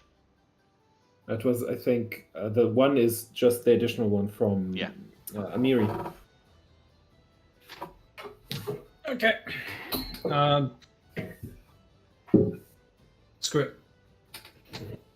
Yeah, but you attacked twice, you hit him twice, but he It took did. 13 It's probably not showing with- it, but he did get the damage. Ah, okay. I turned off the We chat good to go? messages because it was getting too much on my side. Okay. I'm gonna move in behind him. But he has a lot more HP than the other ones. Okay, so flanking now. Yes. And I'm gonna hit him with my quarterstaff. Non-lethal? Good idea. -2 to the roll. Fine by me. So it's actually best well because you are flanking with Gilly. Right? Okay. Strike. Do you want me to add the -2 on there? No, just go for it. It's just automatically gonna. I'll count for it. Okay. 15? Oh, you need to target him though. But that'll be a miss. Miss. I could try again, but that's gonna be not Try, great. try for that 20. I would have to roll like proper high attack Yeah. to cover for multiple attack penalty.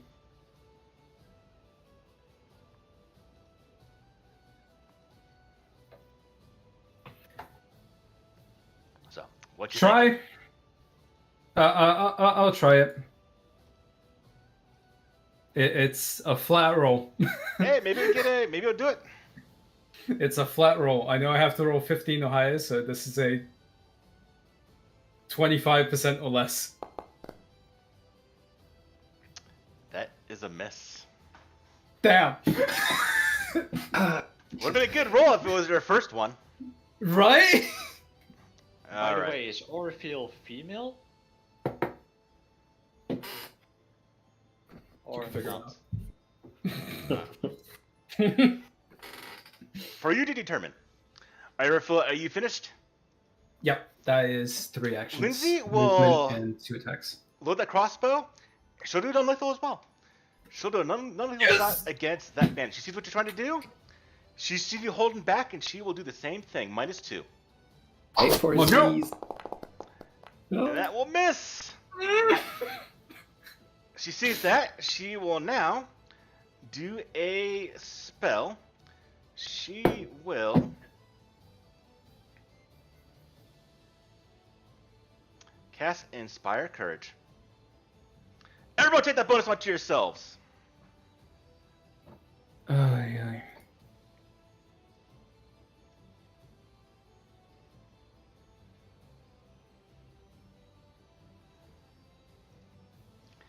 This bandit still alive. Angry. He is going to get out of position. He is going to fight back against Gilly. Does not like Gilly. He is not in a condition to run away because he is too damn hurt. And he is angry at Gilly. Oh, very angry at Gilly. So, Okay. Gilly, not only do you take that... Oh, wow. Gilly. So, as he hits you, it does a 2 combination blow. First off, you're going to go ahead and take 16 damage. But not only that, Ouch. when you get hit, you fall unconscious because the second blow hits you in the head.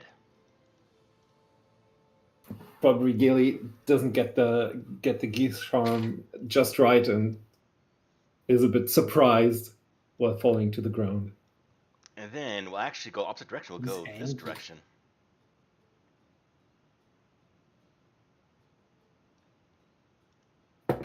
Gilly's taking so much abuse. It's insane.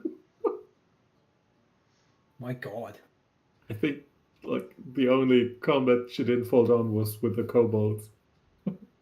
That got angry. Actually, no.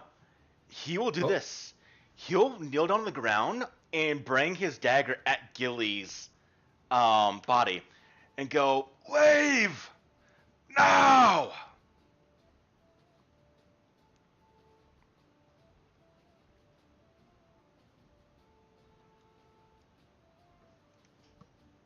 Yeah, what are you guys gonna do? I'm just here for the ride. I can't do anything.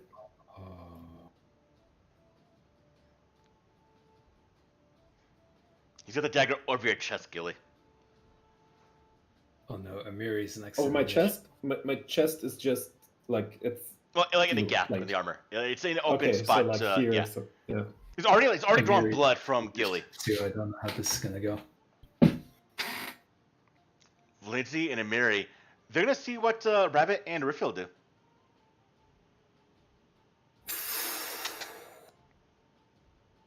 He tells me, "Put your weapons on the ground."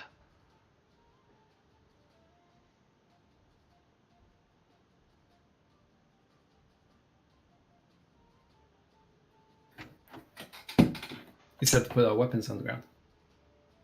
And then to leave. He goes, "Put your weapons on the ground. Walk away. And I'll let her live. I'll let her live."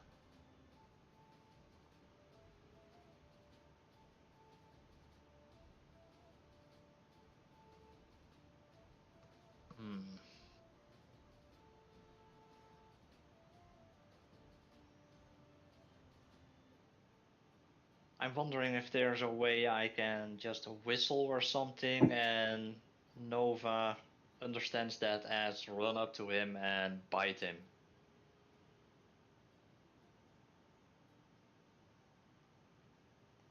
I don't know if you've ever trained that command with a dog yet, or a dog with your wolf.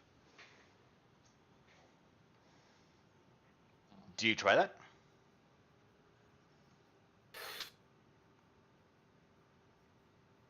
I would have to roll to see if Nova Deception. understands that, right? Deception and animal handling.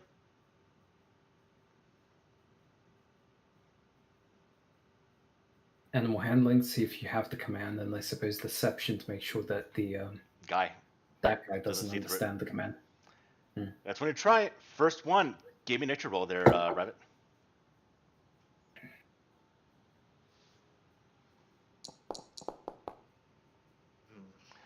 Does not understand. But now give me a deception roll. Can I hero point that? If you want to.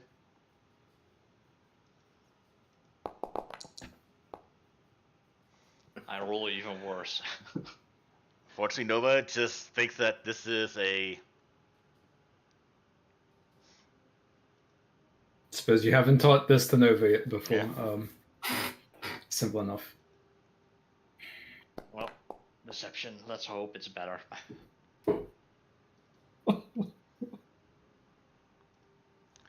So, Ouchie. yeah, he goes, no, and stabs that dagger last action into Gilly. One thing I want to argue for is if I fall unconscious by not dying, but by some other means, there are rules for how I could wake up. One of the things is a loud noise. I would say, for example, someone shouting. It's right after I fall down, but... That'd be yes, but the critical hit specifically says you don't wake up until your next turn. Ah, okay.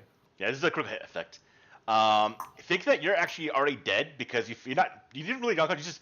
You just hit you into such a good spot that you knocked unconscious momentarily. You're like, put your lights out for a couple seconds. So he's going to go in with that strike. That would be and like... will succeed. Wait, he had to roll to hit still? Yeah. Okay. Armor. 6 damage into Gilly. Gilly, this won't put you out. Interesting. Okay. I thought it would. I thought I was going to. All right. Yeah, me too. And Mary, angry. I'm at 1 hit point. She rushes past. You really shouldn't have done that. She rushes past. I hear Miri's horse, and I'm like, you really shouldn't have done that as it charges past me. She's going to rage at this point. Yep. And then she's going to swing at this guy. She didn't have to use a nature roll to command the horse. You play by the rules. You play by the rules. She has 2 actions for it. Oh! Imagine her just failing 3 times. That would be funny, though.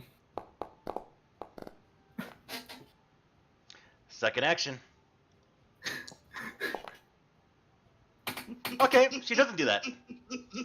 She stays there. Thank you, Robin. Really appreciate it. Really. I want to finish it. Oh my god! Okay. Third action. Get the damn horse there. Now she, impatient, she'll get off the horse and actually run over. But that'll be all her actions. I'm surprised she didn't do that to begin with, to be honest. Well, she's here to... Actually, no. She's doing the thing. Not letting anyone run away. So she's on the horseback. But she's, at this point, going to take out a javelin. You know, I'm okay with someone taking my kill from me coming on NPCs. I'm okay with that. It seems kind of dickish, but still, I'll have to go. Fucking hell. Alright, Rabbit, it's on you. I'm gonna use 2 actions to run over. Let's see, it should be 15, 25 is my first action. Then as my second action, I'm gonna run up Won't to be flanking here. though. He won't be flanking True. because I am Out. Yep. I'm dropping my short bow because I want to not kill him. Okay. And use an unarmed attack to just knock him out. If Do you I can. have to roll? I have to roll -2 on that, right? Yeah. Well, if it's will probably be non-lethal, probably, so no. So If just it's non-lethal, I'll make it non-lethal as it is, so it's fine to roll base. Unarmed strikes. No, yeah, it is, yeah, so you can roll. I think, You can roll. yeah. I think you get a -2 for trying To make do it lethal, lethally. yeah. That's it. Yeah. All right. Can you do 3 damage? He gets knocked unconscious. Out. Hits the ground. Not dead. Unconscious.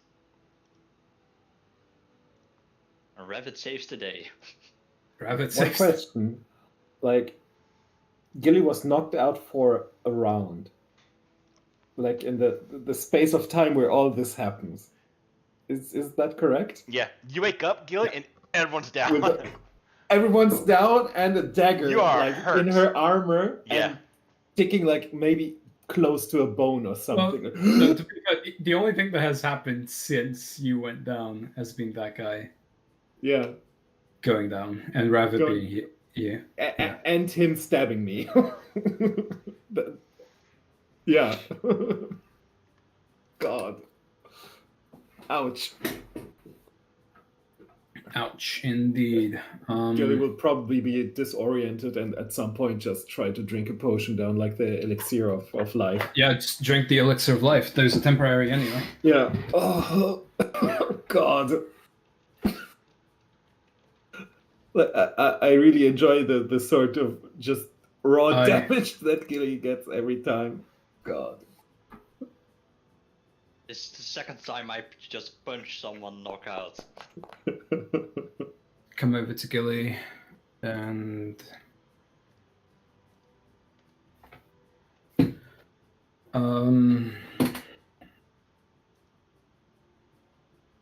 yeah, do that again, Gilly. I'll hand you another elixir of life as well. Yeah, all right. And Gilly will probably first rip out that dagger, and then just drink copious amounts of that liquid. And it's, again, a 6. Nice. Nice. Kaden Kalian is smiling upon me today. Very nice. Probably coughing up blood. Good job. And I'll just sit here for a bit. If you need a healing potion, I still have 2 lesser ones in my inventory. No, it's fine. I'll be fine. No, this is actually at the beginning of the rest, so Lindsay actually will heal you. Yeah. Oh. Oh yeah. No. Yeah, we've got daily preparations still to come, don't we? Yeah. Dude, we may as well just use up the elixirs like fully as well. Yeah. All right, there you go. Take a little more. Roll another d6 almost. for another elixir. Yeah. Almost as good as new. Oh God. It hurts the most if you're so close to just falling over. And Yeah, then she's fine. Take my elixir as well. No, it's fine. I'm really fine. We've I still just got daily preparations to come. So, oh bloody hell! Oh no, I think I'm really good. I feel good. Just there's something pumping through my veins that. Whoa! There's so many potions in there. Yeah. Just shove Literally another just one in her mouth. chugged 3 potions. Yeah, Gilly wouldn't be able to compete in the Olympics. She would like get flagged immediately for drug abuse. Just imagine just living and drinking potions because you're addicted to them. Yeah. Oof. All right. So. I think we should loot the 3 dead ones and see what the unconscious one has on him. Yeah, that's. I don't know what the English word for it is, but if you put something in his mouth, though, he will shut up. All right, I'll put it by serious. You should be able to loot him as well. Gag him and tie him up.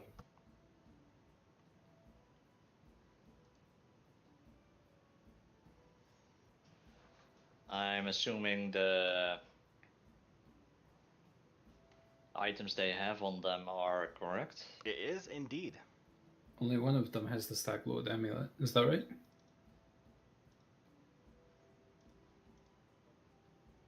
Looks like it. Or okay. And the almost dead guy, can we loot him?